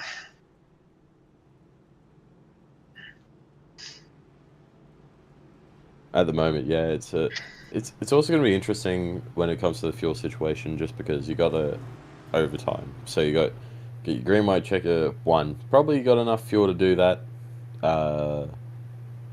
If you're running mid pack and you're doing a bit of saving, probably got enough fuel to do that. Up the front, definitely not. You're gonna need to stop for something if there's a green white checker. So that will, if there's a caution, then it will throw an absolute spanner straight into the works of everyone who's up the front. When it comes to just running the green flag out, yeah, you probably be fine. There's probably no problem running to the end here if we get a good green flag run. That said, it hasn't happened all too often tonight, so it hasn't. We'll have to wait and see. You're 100% right. It's anyone's game. It's anyone's game still. There's a few cars, Jason Holdsworth and the car in front. I couldn't quite see. Gets the wave around. Jason Holdsworth in the 18 of BK Williams is both get their wave by. Pace car lights out. In the Jordan 18 and the Krispy Kreme's Yeah, it number doesn't have 1. the tape across the Jordan symbol like they had in the Bowman Grey. Did Bubba Wallace's car, right? Did he have it? Or it was the other one. I can't remember. I think it was Tyler Reddick off the top of my head. Yeah. Was it Tyler? I thought Bubba was still sponsored by McDonald's. So Dave and Dave will lead this race, and it's not a law firm, but one of them's from Australia and one of them's from the United States of America. Only one driver from the United States of America. Carl Whitley's from the UK. He's down there in 22nd place. The rest of the field is Aussies or Kiwis. And this would potentially, as you said, could be a stretch to make it to the end if you want, depending on green-white checkers.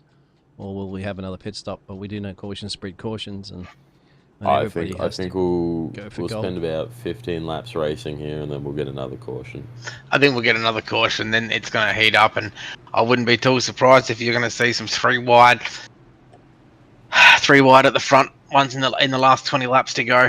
I can easily see that starting to happen. It's not beneficial in the race that I saw with the Coke Esports drivers earlier this season. It was generally most of the duels in the 500 race was 2 rows. Not many 3 rows, but you don't know how it's going to pan out. Of course, each race is separate and individual to itself. But there's some incredible talented drivers here, though. They'll be able to handle 3 wide. Oh yeah, we can handle it. Here we go. We're going green. And the pace car's off, so it's going to be all on Dave. Green And flag, Dave green to flag. take us down to turn 1. It's green flag racing. Douglas on the outside. You watch Douglas move down. There he goes. Yep, straight to single file racing, not dilly dallying, not beating around the bush, just straight to single file. Darren McKenzie, the first car on the outside line. He's going to even slot in coming through. You need to build up the 2. speed initially. Build up that speed, go single file exactly, and then they'll start packing out into the separate 2, if not, as you mentioned, 3 a little bit later. The middle lane gets a little bit punishing if you go the 3. That's anything I find because of the vacuum effect that gets sucked in the middle there. But these are very skilled drivers, are the best of the best from down under. And they know how to handle the situation, of course. We're throwing Dave into the mix there, being from the States, and he knows how to party it out with the Aussies and Kiwis. And now it's just a matter of punching your ticket to the last 10 laps. That's all this is doing now, just trying to count down the laps. Trying to save as much fuel as you can as well. We don't want to use full throttle if you can help it, because you never know if there's that late caution. I think if you're Dave and Zach at the moment, you don't want to be seeing a caution flag fly more than really halfway through this stint. There's the outside line from now too. They've got to get closer. They're going to see it moving to get onto that bumper. That's when it would just start chewing along. There it is. 22 is going to give a nice push. Now he's electing up. Going to switch down the inside there. Ethan will go. Trying to sort out your dancing partners in dying stages of the race is going to be crucial. And then Kerr jumped to the inside. Ethan Winter now jumping to lead the inside 22. Leaves the 308 of Shane Bowen leading the outside line. Matt Danson's pushing him. It looks like Zach Kerr and Dave, or Junior Zach, are saving a bit of fuel here. That's what I'd like to say. Just in case there's a single green light check. It looks like it's the same thing for Dyson and Jones. But not as aggressive as they were in the last couple of stints. They could be heading back to pick up the 98 of Stevie Williams as well. Bryce, they could be thinking, well, the only way they're going to beat these guys at the front, due to the alliances and everyone working together, is go back, get their teammate, and bring them back up the front and work as together as a trio.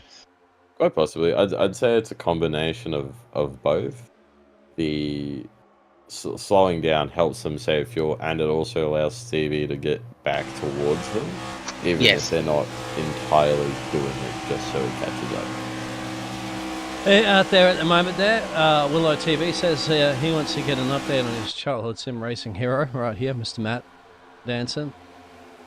Childhood racing sim hero, there he is. Well, Matty's definitely mixing up the Top Guns there. He's on the 38 livery, he's the 30 car and the timing and tower there, because this is a special event, so the drivers haven't necessarily changed their liveries, but it's not about that specific numbers. It's about where you're going to be finishing the race, where you're running the race currently at the moment. It does say Truck Series, of course, but that's not the Truck Series as we clearly see with the Gen cars. But you should join the Truck Series if you haven't already. Yes, that's true. We're still looking for sign-ups. All the information's in the description below here in YouTube channel. With 34 laps to go, gentlemen, about to be 33 is across the start-finishing line here for the Daytona 500. Proudly supporting the White Ribbon Australia Foundation. It's interesting, they're more solid 2x2 than they were even at the start of the race. right now. The second 100%. line is well established on the outside, but it's not really moving anywhere. I think everyone's just trying to count down the laps as Josh Micklemore is now up in the fourth, trying to get that high line to work with Matt Danson as well. So Oh no, Danson's on the inside pushing. Shane is he on the Powell. inside? Is he? Sorry, Yeah, the 31. sorry. Yep, I'm there so he is. I'm so used to seeing everyone else's number. So the 31 of Josh Mickle was pushing Ethan Winters 22. Looks like the top lane's starting to fall back now. As the bottom lane sort of gets it figured out a bit quicker. Matt Danson pushing. Got to stay on his bumper. That's right. You've got so much more speed if you're doing it, and you back off a little bit, and there's corners. Exactly what the boss man Nigel had mentioned before. He's unfortunately retired down the pit road, but thankfully has a chance now to eat some ice cream and join us in the booth. As Shane Bowen takes the lead. He's been in the lead for a little bit now. We Has got he? 30. Yeah. Okay. Yep. I don't know how far back behind are you. He went to get ice cream, okay? Come on. Oh no! Well, I'll admit I've got about 4 different screens going on once here at the moment. So it's and I've also He's got the Super Bowl on one screen. Yeah, well, I've got that there, and I've also got the race radio going and timing screens and everything like that. So I've got a little bit going on here at the moment, guys. Sorry if I'm a little bit wrong in some places. He's got more screens than the FIA race control. And the Formula 1 race has. Got to come up and say good day to you guys and give you a hand to help finish this race off. Yeah, we appreciate it. We appreciate it. Yeah, we had a little bit of a chin wagging too, but from Aaron Dorman before. He came up there and a couple of times, have I say. And as us, he's running down. Where did Aaron drop down to at the moment? He's a lap down. He had that last incident. He avoided most of those incidents earlier, but unfortunately, I think just after the last time we spoke to him, he got caught up in one. He is running in 26 of a lap down. I think he fixed his car with his fast repair. Yeah, he had one up his sleeve. He said that, yeah. He did, yeah. So I think he's fixed that one. And now That's going to be crucial now, isn't it, Nige, mate? If we do get a big one coming up there, who's got the fast repair left?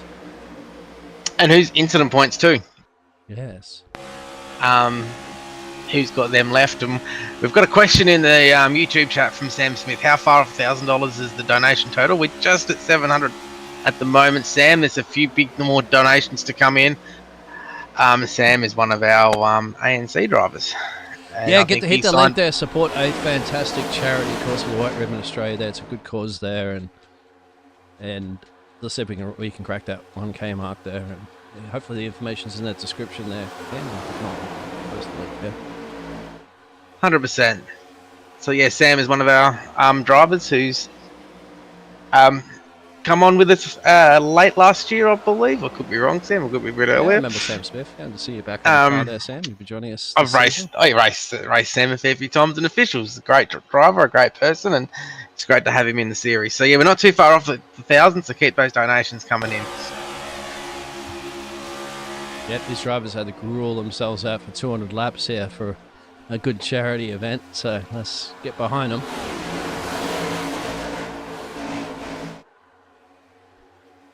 As we're into 28 to go. Still pretty comfortable. No one's decided it's time yet. They're all just sitting here waiting for it, though. You can feel the tension start to rise as each lap goes by. What's that temperature? Has it dropped a little bit? 21. It's been stationary on that one for a while. 11 k/h winds. That's not too bad. 12 k/h. It wouldn't affect them too much. Not too much. You wouldn't expect it to put too much. You probably get more effect from the 2 lanes of traffic than you would 11 k's of wind.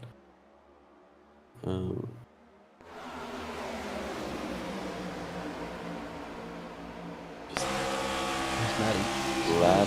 to stay at that P2 at the moment. Again, those could actually look a little bit of fuel saving before it comes to shove. Shane Bowman's the one that's happened to be using all the loud pedal. Yeah, getting that cool air into the radiator as well, just sticking half his car out in a turn, just getting enough cool air to keep the oil temperature down, keep the water temperature down, so we can do this all the way down the back straight and not explode. You do see Josh Micklemore getting a push from Dave Origin. Ollie Ginny Zach. I think that's how you Ginic Zach. I think that's how you say it. I'm sorry. Is it his surname Oh, there for David? there's someone in the back there. Oh, no. Yellow, yellow, yellow. Yeah, the yellow There's coming yellow. out. That's the money stop now for everybody. Now, who was it? 25 to 18, the 18 car. That's 18 BK BK Williams, my Williams. friend.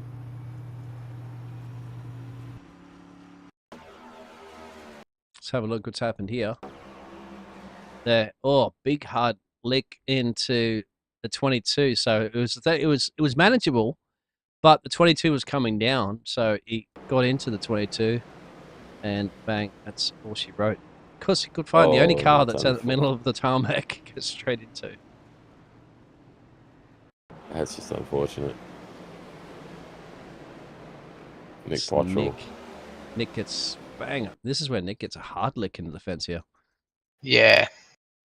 That's a little bit further. So that's what's happened. So he's pushed him here. You know the speed difference goes straight into the 98.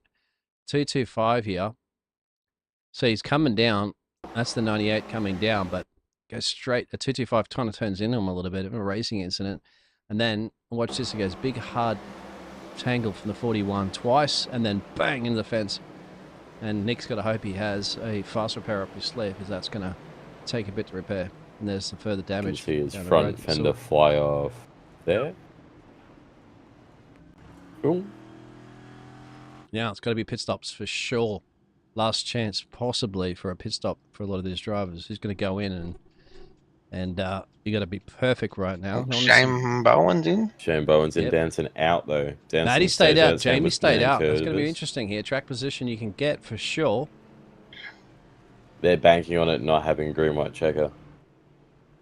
Well, you got to risk it for the biscuit, my friend, sometimes to win a race, and it can work on strategy. Absolutely can. If we can go another 20 odd laps without another caution, or even then, as long as that caution doesn't fly within the last 5 laps, Matty's in a good spot. Problem that happens when the caution flies in the last 5 laps. That's 100% right. Yep. So, at the moment, he's fine. He's got probably about 10 laps as well for another caution to fly, and it'll be alright. I think if another one comes down, you'll see him duck in. So, current order at the moment, as you can see on your screen, Maddie Danson in the lead of this one, Jamie in P2, in the number 8 car. He's up 18 positions too. Fitzy, he's been in all the way up running of the Top Guns all race long, 20 positions up for the P16. Josh, number 31 machine, running in the P4 position. Davey has been running up front for some time there. He's still in it to win it here for the American Drive 141, running in P5. There you got Zach Kerr in P6, up 6 as well too for the number 12. Dave Douglas is in the mix here. And the 7th place there, Stephen Williams is in the 8th place with the green machine there. Andrew Dyson up 22, don't count him out, in the P9 position. And Ryan Jones will wrap out your top 10 for the number 11 machine.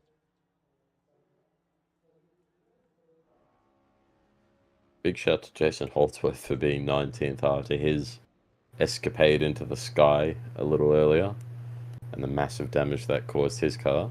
He believes he can fly, and he certainly can. I think I hit him at one stage too. Well, you're never out of this one. You got a fast repair if you have one. Drivers have been chipping out some repairs. Some more drivers are coming back down to pit road right now. This could be a last-minute splash and dash or any repairs. They're exiting pit road. This BK was involved in the incident, St. Chapman and Lachlan. But as they'll get out ahead, you can see up the road there of the pace car crucially, so you don't go another lap down.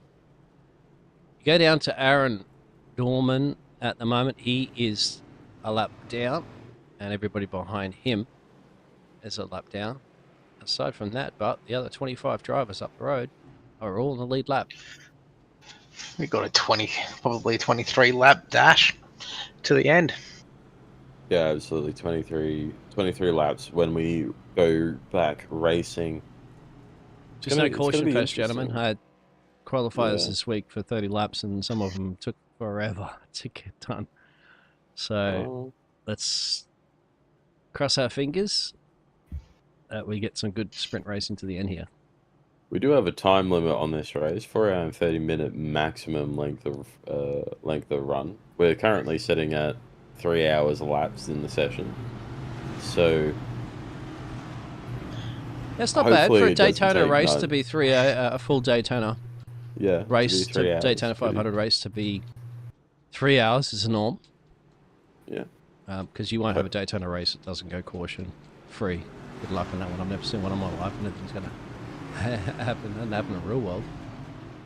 I think you're dreaming if that's happening. You might want to pinch yourself and look for the nearest flying pig. So as we look here to the white green flag, there's a few Dave Douglas, oh no, they're all shifting around again now. You're starting to get a lot of teammates, the DPR boys, the Nitro guys. You also got Altus Esports as the green flag is about to drop. Pace car is off. Oh, good. Bad time to yawn. Pace car's off. They're in the Barney. restart zone. Green You flag, won't green see him flag. till the end. Barney's Next waving flag I want to see from you, Barney's a white one. Danson's leading. Charge out down to turn 1. 2 columns of angry cars roaring behind him. They'll catch up. The top lane's got the momentum around the outside. If Micklemore gives a push to Nankervis, it could clear Danson. Maybe just able to hang on here with a little bit of assistance from Fitzroy Beaumont. Not going to happen. Nankervis is clear if he wants to come down. Stays with his support in 31.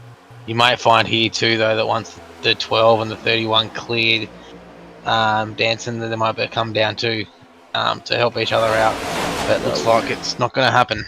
No, they needed to either have the 12 welded to the back of the 31 for that to happen on the back of that straight, or they needed to go down one at a time. But it wasn't going to happen. The inside line was able to gain enough momentum with the support from the 16 and the 141 to counter it out and leave them out there. As we see 3 wide further back on your screen, it's the DPR guys with the 57 of Daniel Stevens. They're getting close in the background. Oh, Doesn't look like anything's going to come of it, though. No position has there we changed go. just yet.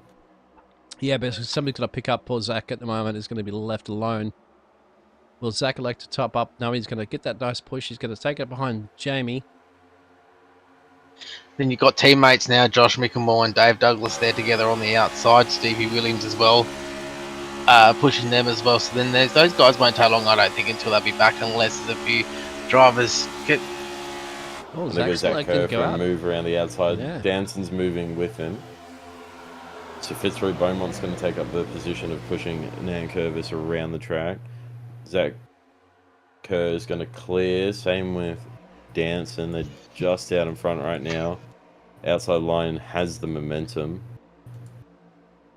So they're going to have four cars clear on the outside now. They're going to move down to that inside line. Micklemore, if he goes down, he has a good slot. It's gone now. He's going to stay with his teammate in the high side. Hopefully try and find him a spot to get down as well. And also, too, the 141 of Dave O, as I like to call him, his teammates of Micklemore and Douglas as well. So he might jump up and get those 3 locked in as well if there could be enough room for him to be cleared. 3 wide in the middle here at the moment. That's a little early, but it can start to form that 3 wide party. If that little lane starts to get going, it can definitely slice and dice. There is a gap left open. They're cut in front at the moment. Try to close the door on it. What a move. Well done. I don't really want to leave that middle open, and I don't want to shut it down either. So it's just kind of in a state of limbo. What other drivers want to do with it? 22 is going to have to shuffle all the way back to the end of this pack. It's getting a bit more spread out. There's a bit more red between this front group and the cars just behind. Williams and Phelps, they're working together to try and catch the lead group. Further back behind, they're still fighting for position. Fitzroy Beaumont and Ryan Jones, who's now supported by Darren McKenzie, and his team and Jones's teammate Andrew Dyson. They'll be making their way through. Stars and DPR are working together a little bit further on back in the pack. try and catch the leaders. Tom Pritchard is the one to watch. He's probably one of the best pushers I have seen on super speedways in Australia. Well, speaking of pushes, we got Stephen Williams trying to give the push to Josh Mickelmore to get him around the outside of Nankervis. It's not quite working so far. They need a third car. Wait to the straightaway here. Wait to the straightaway. If you get right up under that bumper, if he gets in line, and now watch the speed difference here. It should start pushing him right up. It's not really making a little bit of a difference. It's moving too much. That's the problem. Yeah, Got to be keeping that straighter up the road there, and then it will start working. See if they can exit this on a dangerous part right now. Stephen Williams. That movement. I got a little bit of a freeze of the screen at the moment, but hopefully everything will pad itself back out second, and it will. Yellow flag is out. We have a caution. We have a caution. 17 to go. That's not bad. If you're dancing, you're not too worried. Anyone else who stayed out, you're not too worried about it. And I don't think I can get that caution because I might have lost the signal there for a second. It looks like it was Daz and McKenzie going in. A little loose off into the fence. And Ethan Winter had a crash. Yeah. Ethan Winter tags Darren McKenzie, then gets turned up the track. There's by a Tom little Pritchard. lost connection there for a second, right at the accident moment. So I do apologise for the broadcast. It cannot capture the action. It just took me off the my memory off the air there for iRacing. I did unfortunately get in the same situation that poor Hayden Green got in, where it just completely kicked him. Yeah. That's unfortunate for the Southern Stars boys who are just making some good progress. Darren McKenzie said, enough of this. I'm out of the server. So he's retired from the race this evening, leaving one Southern Star left shining in the sky in Tom Pritchard. Oh, so you're saying the Southern Stars have gone supernova? Oh, pretty much at this point. Andy's gone. He's retired from the race. Darren's now out, and I don't know if it's just they're fading or. Well, it's like grueling. They're it's meeting punishing. peak death. And remember, it's not an official league race. Tom goes into pit road. Carl goes into pit road. There's our man from United Kingdom up early in the morning, I think it is, for him to be participating in this fantastic charitable event. Yeah, I mean, it's mentally exhausting, as you know, physically as well, too. If you've got your force feedback in your racing rig, you'll be sweating it out in. So, and because it's not a league race, you don't have to worry too much about losing any of your points just to finish the race, to get points. I'd like to point one thing out. Our friend Aaron Dorman's back on the lead lap. Hey, with 16 laps to go. Probably 15 by the time we get back racing. So he has a chance at coming from 23rd to have a very good finish here this evening. Where's he from? Toongabbie? Where is that? Toongabbie, I think. Yeah. Oh, well, you'll find out this season, of course. He'll be in the booth with us. Some of the races. Get your ice cream, sure. Nige? No, not yet. Not yet. Just.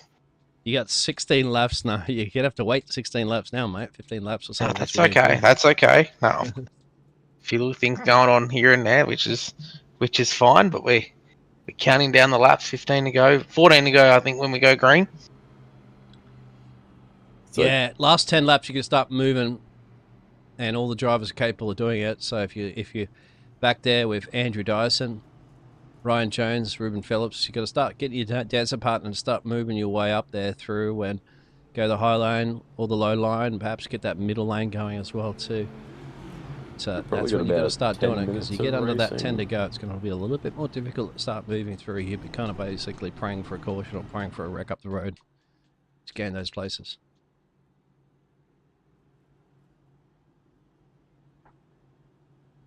I think at full speed, I think we got about 11 minutes of racing still left to go tonight, if you wanted to do the math.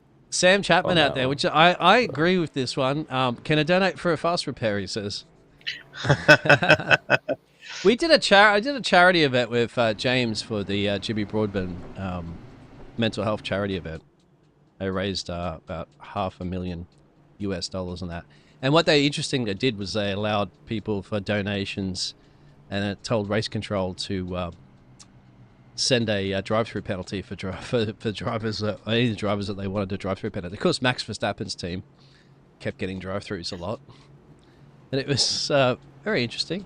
A good use of charity. It's a fun event, so it wasn't about who's going to win or not. At the end of the day, it was about raising money for charity, and that was kind of one of the things they did. There you go. That might be an idea for something in the future for you there, Nige. Yeah, drivers can There's donate plenty for of- fast repairs. There's always plenty of things going on behind the scenes in the eSeries. Yeah. Right now, I'm focused on week 1, which starts Thursday nights for the trucks.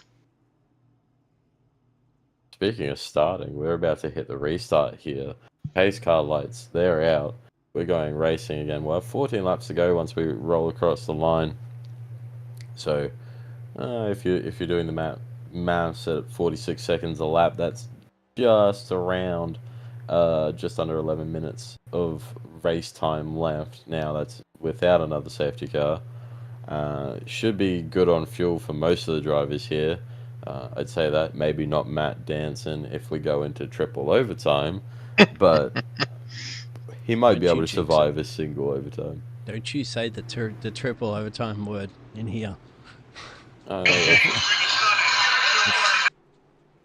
feel like triple overtime would be something to look forward to as a pace car. Pace car rolls off. Zach Kerr will have the field. Green, green, green. He goes around just around the start of the third Geico mark, and he's got a good jump here. Matt Danson doesn't have the greatest start on the outside line. Let's Micklemore sync up with him though. So those 3 cars, they're going to build a lot of momentum around the outside, whilst the ones on the bottom are still struggling to get together. You won't see Davey in the black livery car at the moment. They're in the iRacing lighting on Daytona or at night time. He'll be creeping out of the shadows. Oh, there's a wreck. car around. That is Shane. It's gone off somewhere as well. BK Williams, unfortunately, somebody's shouting out for him. I think he was also involved.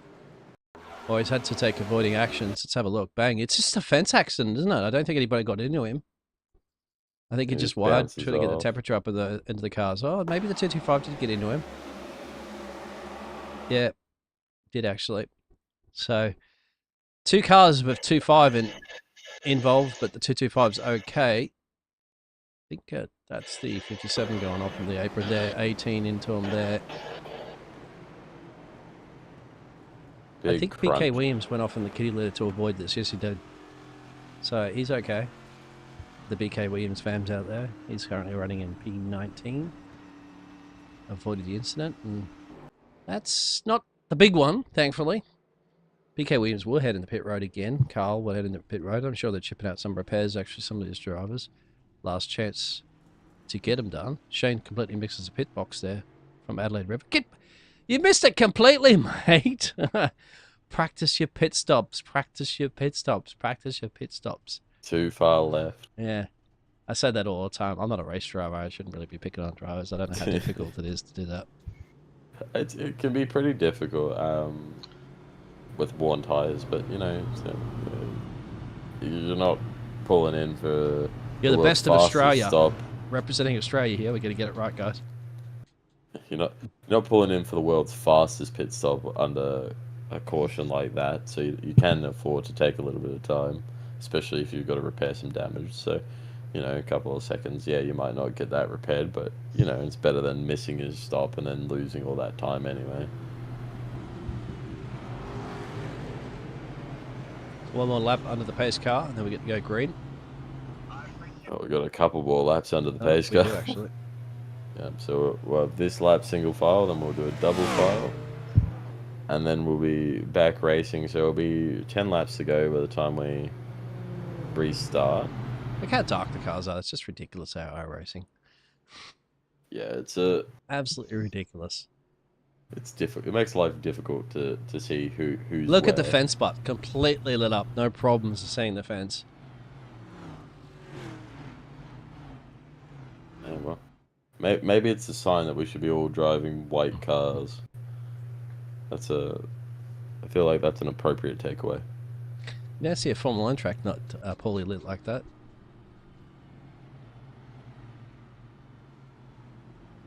Well, they don't really race at night. Yeah, Singapore, Abu Dhabi. Most places. Well, I mean, Singapore, yeah. Abu Dhabi. Well, Singapore has the lighting infrastructure because it's a street circuit, and No, Abu they Dhabi add all have- the lights. They bring them in there. That's not the general street illumination. I'd like to see Monte Carlo at night. I think they should do an evening race for that one. But where would you put the lights?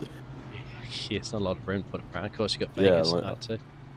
Unless you bolt them to the side of the buildings around They got Monte the Carlo, money. I don't think, They need to Yeah, do they something to make do. that race more exciting. Of course, it's just a glorified go-kart track these days. Yeah, with the size of the cars, definitely. It's not the greatest racing circuit. It's a fun It's about time 6 trial overtakes, circuit, I think, per race on average. and they're all Monaco. done from the pit lane. Yeah. Nothing we need to worry about here for the Australian NASCAR eSeries. We have lots of overtaking and lots of action. I'd like to see a count on how many overtakes have actually been completed tonight. I'll tell you what, that's one thing I'll be working on. My programming of the software for our timing is that's one thing that is on my list to do is a count of the overtakes actually, and I could throw up on the graphic. So looking forward to that one when I can crunch that programming out for the future. But we will have lots of new goodies here. I'm going to bring to the party here from the production booth for all your fans out there. I'm a spreadsheet nerd. I'd love to be able to just track the amount of career overtakes someone's done in the series, just for fun. Oh, you want me to export the data out there so it shows you the overtakes per driver, and then we can just you can throw that on a spreadsheet.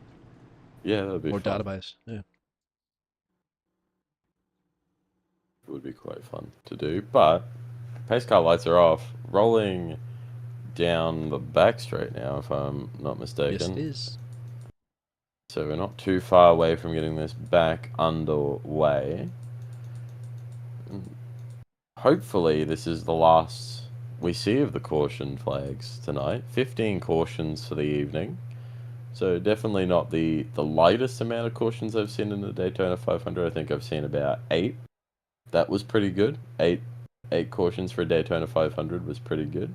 Normally, that would be the 8 average. I mean, normally it's 8 for a 75 lap race. Yeah, 200 for a In 200 some lap leagues. race to have 15 cautions. I mean, if this was a short track like Bristol, something like that, you'd have 15 cautions, probably no problems at all, and 200 laps of that track.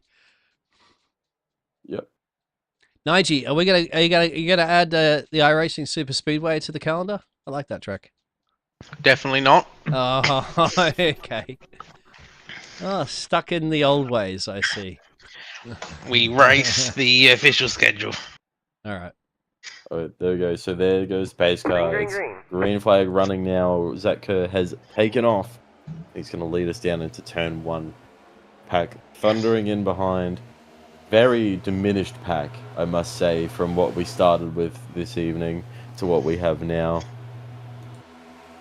It's going to be the 141 on the outside with the help of Jamie Nankervis and his 8 machine. Trying to get around. There's going to be 3 wide made from Dave Douglas on the outside, going to be supported by the DPR there's the outside boys. lane going. Look at that. And it's not even getting then push come to shove. Middle's getting left for dead too. This is the biggest problem Middle you're going to left for have dead. sometimes. Here You're comes his risking it. teammate though. Gives him a bit of support. Oh, there 41. goes Dyson. Tries to clear himself low. Hold it, Dyson. He's going to No, wreck that's gonna be himself, a and wreck. that's Yellow going to flag is be out. caution number 16 here this evening. Oh, it comes straight back into... Well, I thought almost held on to it, didn't he? Dyson. It's trying to get himself down. There was just no room. This is careless. Yeah, it was. He tried to squeeze in there, didn't realise that Dave was there, or didn't quite see him. And bingo, up into the fence. Spoils the 225's party a little bit there as well. 225, yeah, 225 just got just DQ. straight pit toed. Yep, bang. that'll be a DQ for incidents. And there is the 65 225 that goes into him as well, too. Let's have a look from Carl's perspective. This is Carl that actually goes in. And Carl's sitting back in the middle going, I can avoid this. I can avoid this. All right, plenty of track to go around. Go left, go right. Goes left. Bang. Podium rolls up into him. As Nigel gets his ice cream. Whoa, Zach's in the pit road. Zach's in pit lane for a second. Is he having a problem? Because I can't see him anymore on the track. He has dropped out. He's dropped out? Dropped. Oh, dear. Zach has dropped out. Zach Kerr, chance of winning this Daytona 500 race. That's the first time I've seen someone drop for a download packet loss. Is that what it is? Yep, that is the first time I've seen someone, and not an upload packet loss, a download packet loss. That's the first time I've ever seen someone drop for that on iRacing. Yeah, I hate to see that happening to drivers so late into a race as well. It's unfortunate. It's 8 laps to go. If we didn't have as many cautions, we probably would have been done by now. And the thing is, we don't want to stretch it too far, otherwise we'll get into a time limit. we still got about an hour worth of time. An hour. So no matter what, we're ending this race by the lap count. You give Nigel a chance to munch on his ice cream. It will. That's correct. I was really hungry. What ice cream? What ice cream you having there, Nigel? Sure. Well, we've got a rule in our house that I love strawberry and vanilla, and the missus loves strawberry and vanilla. So we get the Napoleon tubs of Peter's ice cream, and just we split it right. We split it right down the middle. So she has her half, I have my half. But the problem is you cannot put the lid on. The lid has to go on the same way, so you can't contaminate the ice cream. You wouldn't want to be mixing the vanilla with the strawberry. Yeah, wow. Well, the strawberry and chocolate, it's just wrong. Is that why they always separate it on the other side and add the vanilla in the middle, isn't it? 100%. Yeah. Yes. The Napolitana is probably my favorite ice cream tub. I don't know if you guys have managed to try it, but the Kit Kat version of the Napolitana actually goes pretty freaking hard. And I would dare say that that version of chocolate and strawberries actually works wonderfully together. Oh, that's a swear word in my house. I'm just saying the Kit Kat milk chocolate does hit different. Oh, I've been beeped. No, you're right. Go ahead. I'm just making sure the beeping button's ready. How quick would you have to be to get that one on reaction? Like if I were to queue up an F-bomb or something. Oh no, it's fine. It's as long as it's even if it's a split second after it shows the initiative that we're ready to go. That we're ready to go. Perfect. Well, speaking of ready to go, once again, pace car lights are off. We have the 11 of Brian Jones inheriting the lead due to Zach Kerr's dropout. He's down a lap now, back in the server. Unfortunate ending to an otherwise great race there for Zach Kerr, as he most likely won't be able to get that one back unless we go to double overtime. He's back out, yeah, but Jason Holdsworth in front of him. Also, give it a bit of hats off to Zach Kerr if there's a big wreck or something. He manages to squeeze that P18 all the way up there now to get it. But he's dedicated. He's like, no packet loss is going to stop me from finishing this race. Good on him for the effort. Yeah, it's good to see him get back in the server at least, finish the race out, and the last thing you want to do is just leave it at a dropout. Yeah, it happened, of course, that earlier to Hayden Green, but there's a glass is half full situation on that one. At least it didn't happen like dying stages of the race to Hayden. That would be the one that would more frustrating. Yeah, I say if it happen early, that way you haven't lost that many laps of time. Well, you had 200 laps to figure it out. If you come back at stable, you have 200 laps to figure out how to get your, 1 or 2 laps back, rather than exactly. You got 7 laps to get essentially 3 laps back because Jason Holdsworth's also a lap down and in front of you. So Green. it's green flag racing. We're back. Ryan Jones leads the Daytona 500, 6 laps to go here tonight. Been a long inning so far. Dave Douglas trying to make his way up to the outside, gets shut out from both lanes, just kind of has to straddle the middle. He's finally able to get up to the outside lane. You see Ruben Phelps split in the middle. He's going to run through at a 06 machine now. He's got an opportunity to move to the outside lane as well, and he'll take it on the exit of turn 2. Running down the back straight, it's the outside line that's favoured. We got Dave, Danson, and then Dave again. The Dave sandwich Matt Danson has found himself in. Dave long Dave term, Douglas getting abandoned out there on the outside line as Danson and the one for one Dave or Dave-O move down to the inside. 5 laps to go here in the Daytona 500 for the Australian NASCAR eSeries, proudly supporting the White Ribbon Foundation here in Australia. Time to get moving. That outside lane's going to start forming. Got to tuck in there, decide what you want to do. The 12 could get 11, could get up there. 31 could get up there if they want. Got to make a move now. It goes up. There it is. I said you're running out of time on that one if you want to get it done. So he will. There's Josh McLemore. He will elect to get that nice little push perfectly from the 10. Now 38, if Matty wants to take this one from Dave, he might go up there if there's enough space to choose up in front of the 31, super on the outside, or will he help push Dave across the line here? 5 to go, approaching quickly, drastically, 4 to go now, and your moves are going to be set in concrete soon. Don't have much more time to figure out what you want to do. All the drivers here, they're planning how they want to attack these final couple of laps. Final 2 laps that we're going to see most of the jockeying, just people trying to get into that last position that they need, and then to make their move into that final lap, probably down that back straight. Oh, it's a bit antsy up there from the top lane as you see Ryan Jones moving to the outside. He'll lead that line now. We'll get a good push from Micklemore and Dave Douglas on the outside. Danson's managing to hold on with Davo on the inside lane, but you see that outside lane, it's got the momentum. It's going to carry now all the way down the front stretch. These front 3 cars on the outside just able to take the momentum with them.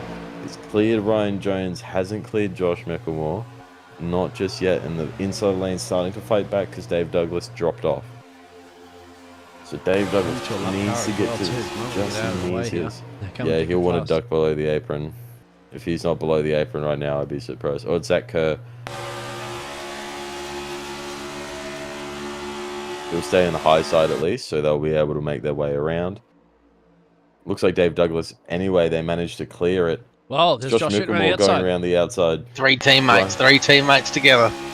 3 teammates going. Danson's gone as well with them. God, the bump from Douglas wasn't good. He got loose. He got loose.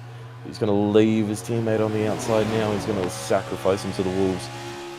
He's going to have to fight hard to get back onto that inside lane, or he's just going to drop and bleed. Oh, close there. Ruben Phelps dropping back, but it's going to be Dave Douglas. Then it's Dave Douglas, Dave-O, and Matt Danson. It's the Dave and Dave law Top firm. 3. Exactly. With Matty Dave and Dave, 27 places. He's got it falling back a little bit. 2 to go. He's going to have to get Ryan Jones on the back end pretty quickly, or he has to get back onto the other Dave-O. So here we go. Dave Douglas in the lead here. These 2 got a perfect opportunity, almost coming down to 1 to go here. The final time of our Daytona 500 here for the Australian.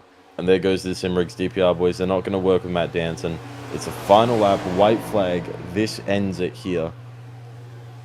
We'll run all the way around to the checkered flag. It's going to be the 06 of Ruben Phelps moving down to the inside. We got Micklemore on the outside line trying to make it 3 wide. Not going to work. Matt Danson giving a push to the 06 on the inside lane as these drivers push and push down the back pushing Ryan. straight. Yeah, the 11 could have gone on the outside there if he got a nice little push. Nobody went with him. They're thinking about themselves and not thinking about an opportunity of stealing the main show away here. These 2 are going to get away with it at the moment. In one more it's a corner, battle for 3rd, really. Yep. Front 2 are pretty much locked in here. Depends if they want to attack each other into the final part of the dogleg. They're going to come around for the outside lane. Danson's going to make a move around the outside of Ruben Phelps. 4P3. It's Dave Douglas winning the Daytona 500, followed by his teammate Dave-O And I believe third place was Matty. Matt Danson. Yeah. Let's go back and Just check the pipped flag out on that Ruben one Phelps. again. So there's the front two, no problemo for them. I don't know what happened. A little bit of miscommunication with the rest of the field there. There could have been an opportunity to set the second line up there and go too wide and try to chase down these front two, but nobody elected to do that. Bingo, they got the job done. There's Dave and Dave. And then Matty will squeeze that P3 just ahead there of Ruben Phillips.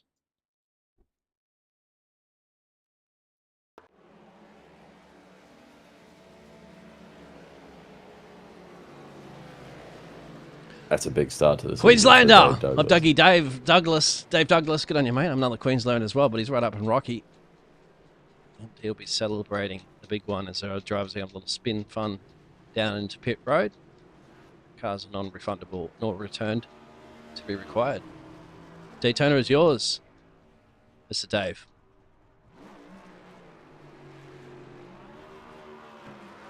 We've also got Dave Douglas coming to join us. Yeah, post-race Cool. interviews for sure. As he burns it down, and let's go over those race results from this big charity special event. Let's go. If we want to run through it, we've got Dave Douglas here, currently burning it down his number 10 machine, followed by Dave Olejinziak. I'm so sorry, I've probably butchered that multiple times tonight. But Dave and Dave, top 2 steps. Matt Danson clinches a P3 over Ruben Phelps at the end. Ryan Jones, after a very successful race, finishes up in P5. Aaron Major manages to pull out a major result here in P6. Dan Stevens in 7th. Josh Milkmore in 8th. Stephen Williams finishes up in P9. Jamie Nankervis comes home in P10. Brendan Henderson qualified in with some absolute heroics on the buzzer. Brings it home in P11. What a night for him. Lachlan Acujo in 12th. Tom Pritchard 13th. Aaron Dorman in 14th. Sam Chapman in 15th. Couple laps down, you've got Zach Kerr. Unfortunate result there at the end of his night to drop out and then have to fight for it back there. And then you have Jason Holdsworth in 18th. Couple laps down. And I believe we got multiple lap down cars thereafter as well. Excellent. So, yeah, 4 laps down, John Fillingham, Joe Jocelyn, 5 laps down, 9 lap downs, Fitzroy Beaumont, Troy, Trent LaBelle, Andrew Dyson 10 behind, Nick Bottrell, Shane Newens, BK Williams, Darren McKenzie, Ethan Winter, Chris Stelmack, Gordon McCulloch, Lachlan Mead, Lewis Great Head, Matt Patton, Nigel Seidel, Anthony Kubis and Andy Barber, Hayden Green, Matthew Budd. Those are all drivers who did not finish the race here tonight.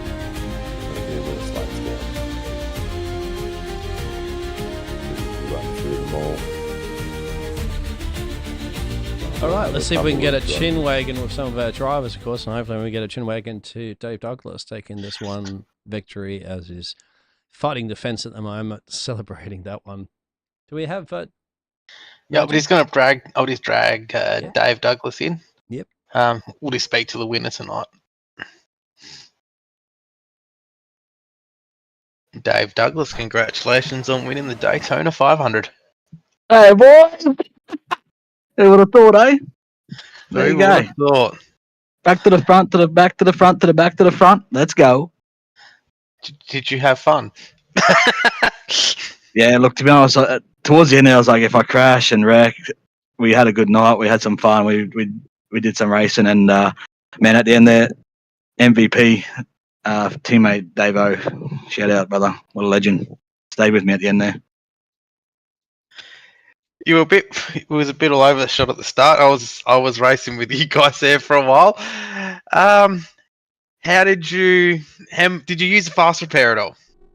Yeah, I had to use it. There was at some point, I reckon it was about 100 and something laps into it, about halfway.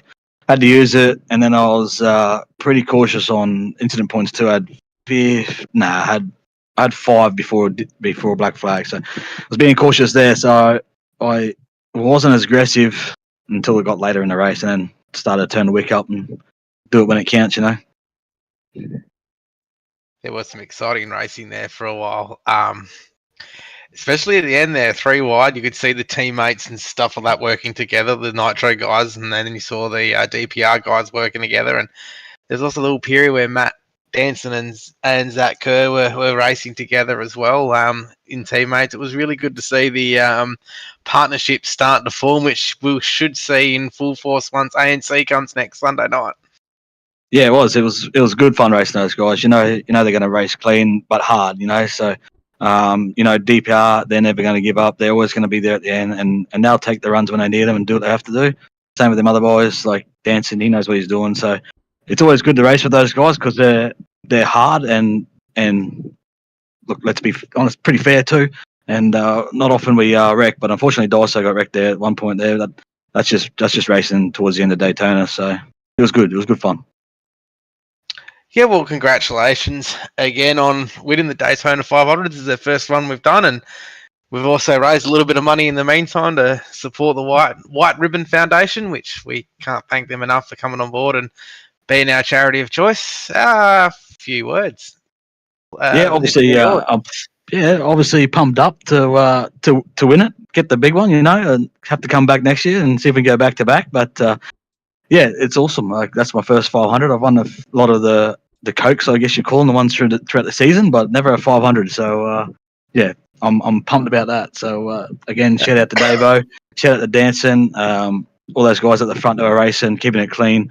We went through the ringer to get there. Nitro boys getting on board with Nitro, and hopefully many more wins to come, delivering the first win of the season. So hopefully that's a good omen. And shout out to obviously all the admin and all the guys that come out and race and do this, and all the donos that went out. I think I've covered everyone. And Riley Curtis, shout out for the paint. It looks pretty wicked. I like it. Nice slick paint. He's always on the case, mate, whenever I call. So shout out RCD, Riley Curtis Designs. Jump on that at Facebook, give him a like. Well, once again, congratulations on a fantastic victory. And let's go, boys.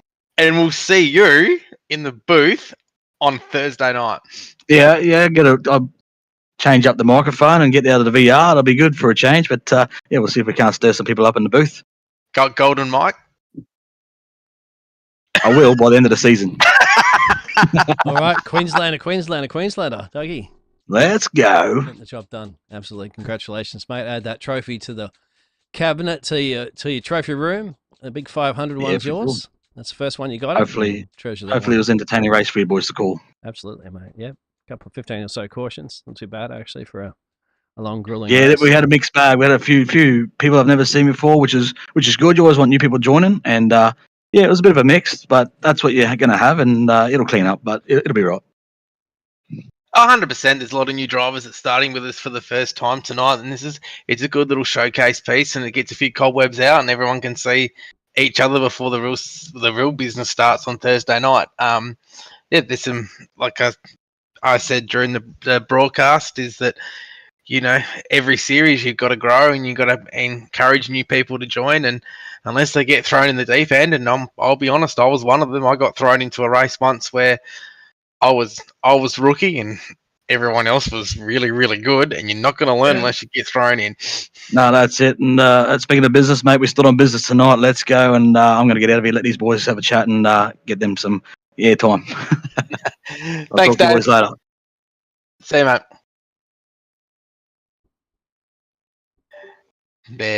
There's Dave Douglas, our winner this evening. Who else we got there? We got Dave, Matt Danson, Dave. We'll drag in Matt first. Matt Danson. Hello. How we doing? Not too bad. Congratulations on your P3. P3, yeah, that's it. Thank you. It was looking a bit grim there a couple of times. 8.5 minutes of damage and all that jazz, but we persevered, got it fixed back up, and we're making some moves, having some fun. It was a good night. It was long, but it was a good night. And at one stage, you were looking like you had to use your fast repair earlier than you anticipated, but you got the damage fixed, and you seem to be there where it counts. Yeah, I was pretty keen not to not to use the fast repair because anything can happen. And I mean, I was shocked even with the wreck that that gave me all that damage. It was pretty unusual. But yeah, I definitely didn't want to be in a position where I would have to be sort of running around without it. I mean, even though obviously we normally run without any at all, so it should be fine. But just this sort of race, like you want to be able to be up there and having some fun, not just riding around waiting till the end. So I was doing that. Obviously, got the damage repaired, and we were back good as new. The the boys in the pits, they got it patched back up, and she was flying. So that was great. And then it was just a matter of trying to position ourselves as best as possible towards the end there. And I need to go back and check where I sort of was situated on that restart. But I think obviously sucks for Zach, who was right up there and sort of dropped out right at the end. That's you hate to see that. I guess you could attribute that like a mechanical issue type thing, but it sucks that occurred for him. And Dyson and a few other guys that were right up there and should have been in the mix kind of shuffled out at the end and caught up in a bit of nonsense. But I think we did the best with what we could right at the end there. The two Daves linked up. I was pushing Dave-O as much as I could on that bottom line to sort of keep us going, because the top lane had all the momentum, and usually like through most of the night the top lane was the good lane to be in.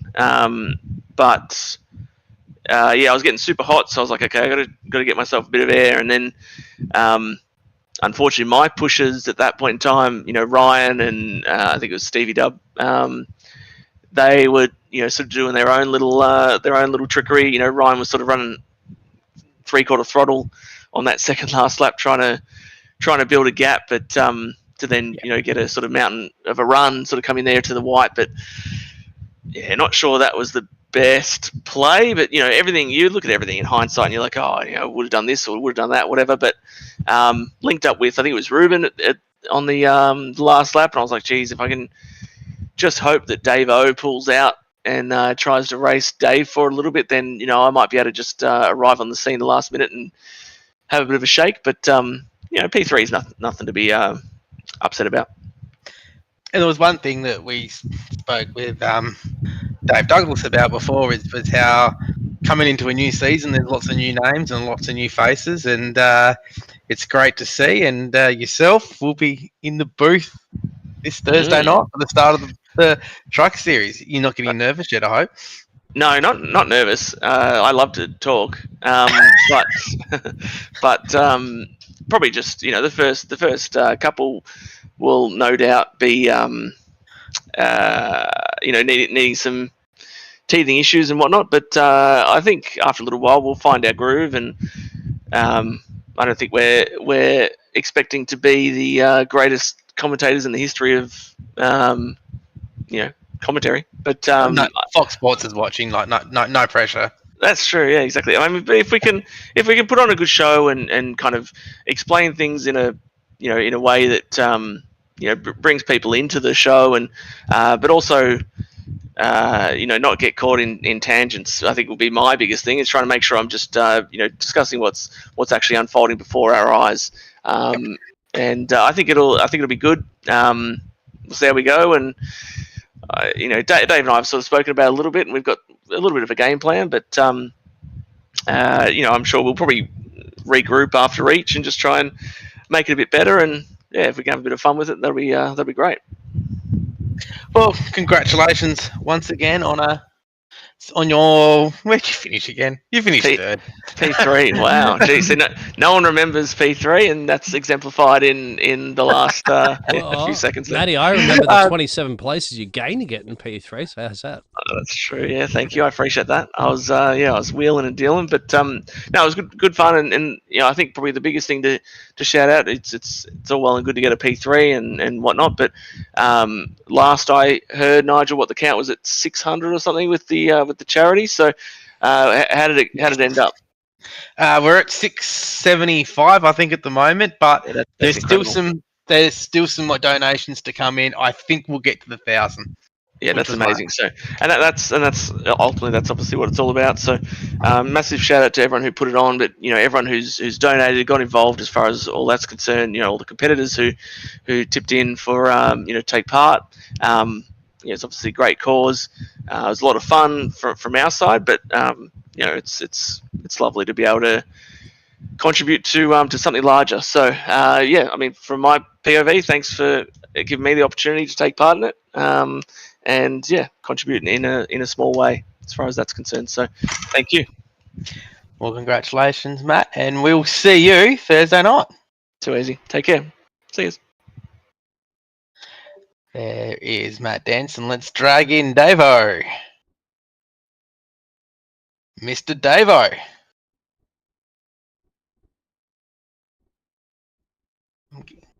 Yeah, there, Dave? Tavo, do you have a copy? Hello. Yes. Yep. Congratulations on your second place tonight. First start with the eSeries. Pushing Dave to the victory. Tell us a little bit about your night. Yeah. First race here. Watched a handful of you guys, your races, X Series and Truck Series last year. Just worked out that I was able to try and qualify my win and join you guys for tonight. Awesome group of guys, and just glad to be a part of it. But yeah, it started out pretty good, qualifying up front. Stayed there for a while, but got in some wrecks. Had to go to the back and come back to the field. But awesome racing all night.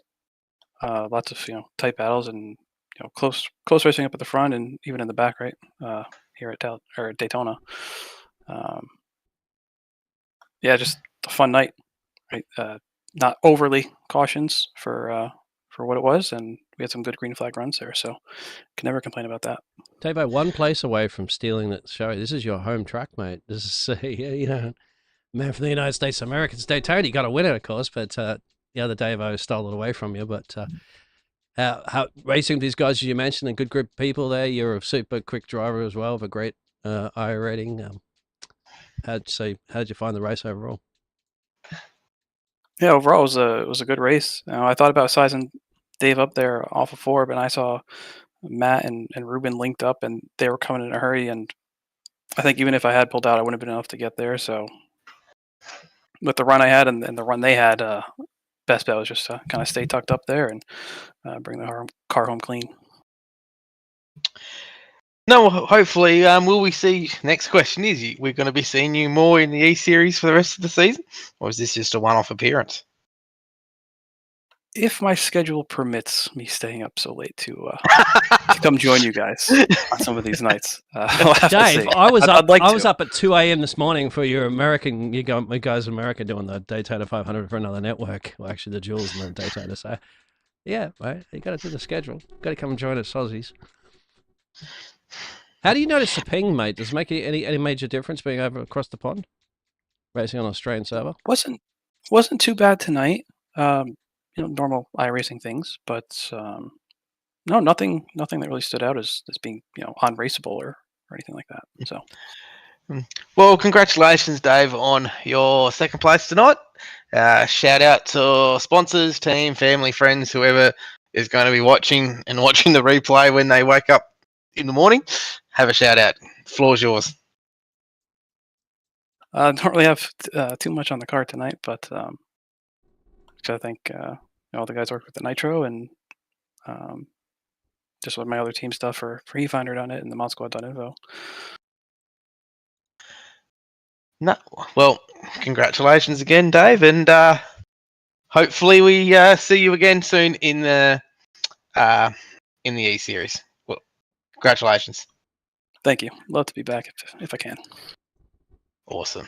Yeah, of course, pending the time, it's a little bit difficult there in the States, but good to see Davey finding the time, of course, and getting it done here for the White Ribbon Australian Foundation, Australian NASCAR Daytona 500. I think that's about it, gentlemen. Bryce and Nige, mate, you got any final words? You got more motor racing coming up, of course, this week now, starting up. Yeah, we do. Where Truck Series starts Thursday night, so there's still a handful of charters left for those races. Then ANC starts with Motorsport Australia on Sunday night, which will be massive. All the races start off at Daytona, and the X Series, the hotly anticipated X Series, where there's only one charter left next Tuesday night. Yeah, between ANC and the Xfinity Series, they are going to be some of the hottest racing you're going to see in Australia this year, especially ANC with Motorsport Australia. And we can't thank Motorsport Australia enough for coming on board with the eSeries to put that show on, where the top 30 drivers have already qualified in. Some of those in the top 10 will be there on having a look at them here. I think there's 1, 2, 3, 4, 5. It's something like 6 out of the top 12 will be featuring in the ANC. So, yeah, congratulations to all of those who made it. And yeah, let's put on a show. And also, let's also thank the White Ribbon Foundation for coming on board for tonight as well. That's it for me. Thank you. So I think it's it. I'm going to bed. I'm done for Daytona until the real one coming up. It's been a pleasure. Thank you very much for allowing me back in to this fantastic racing league. We'll be no more production, of course, coming up in the week there. And it's been a pleasure during the booth with you. Bryce, any final words? No. All right. That's He's it ready for from all bed. of us. Thank you very much.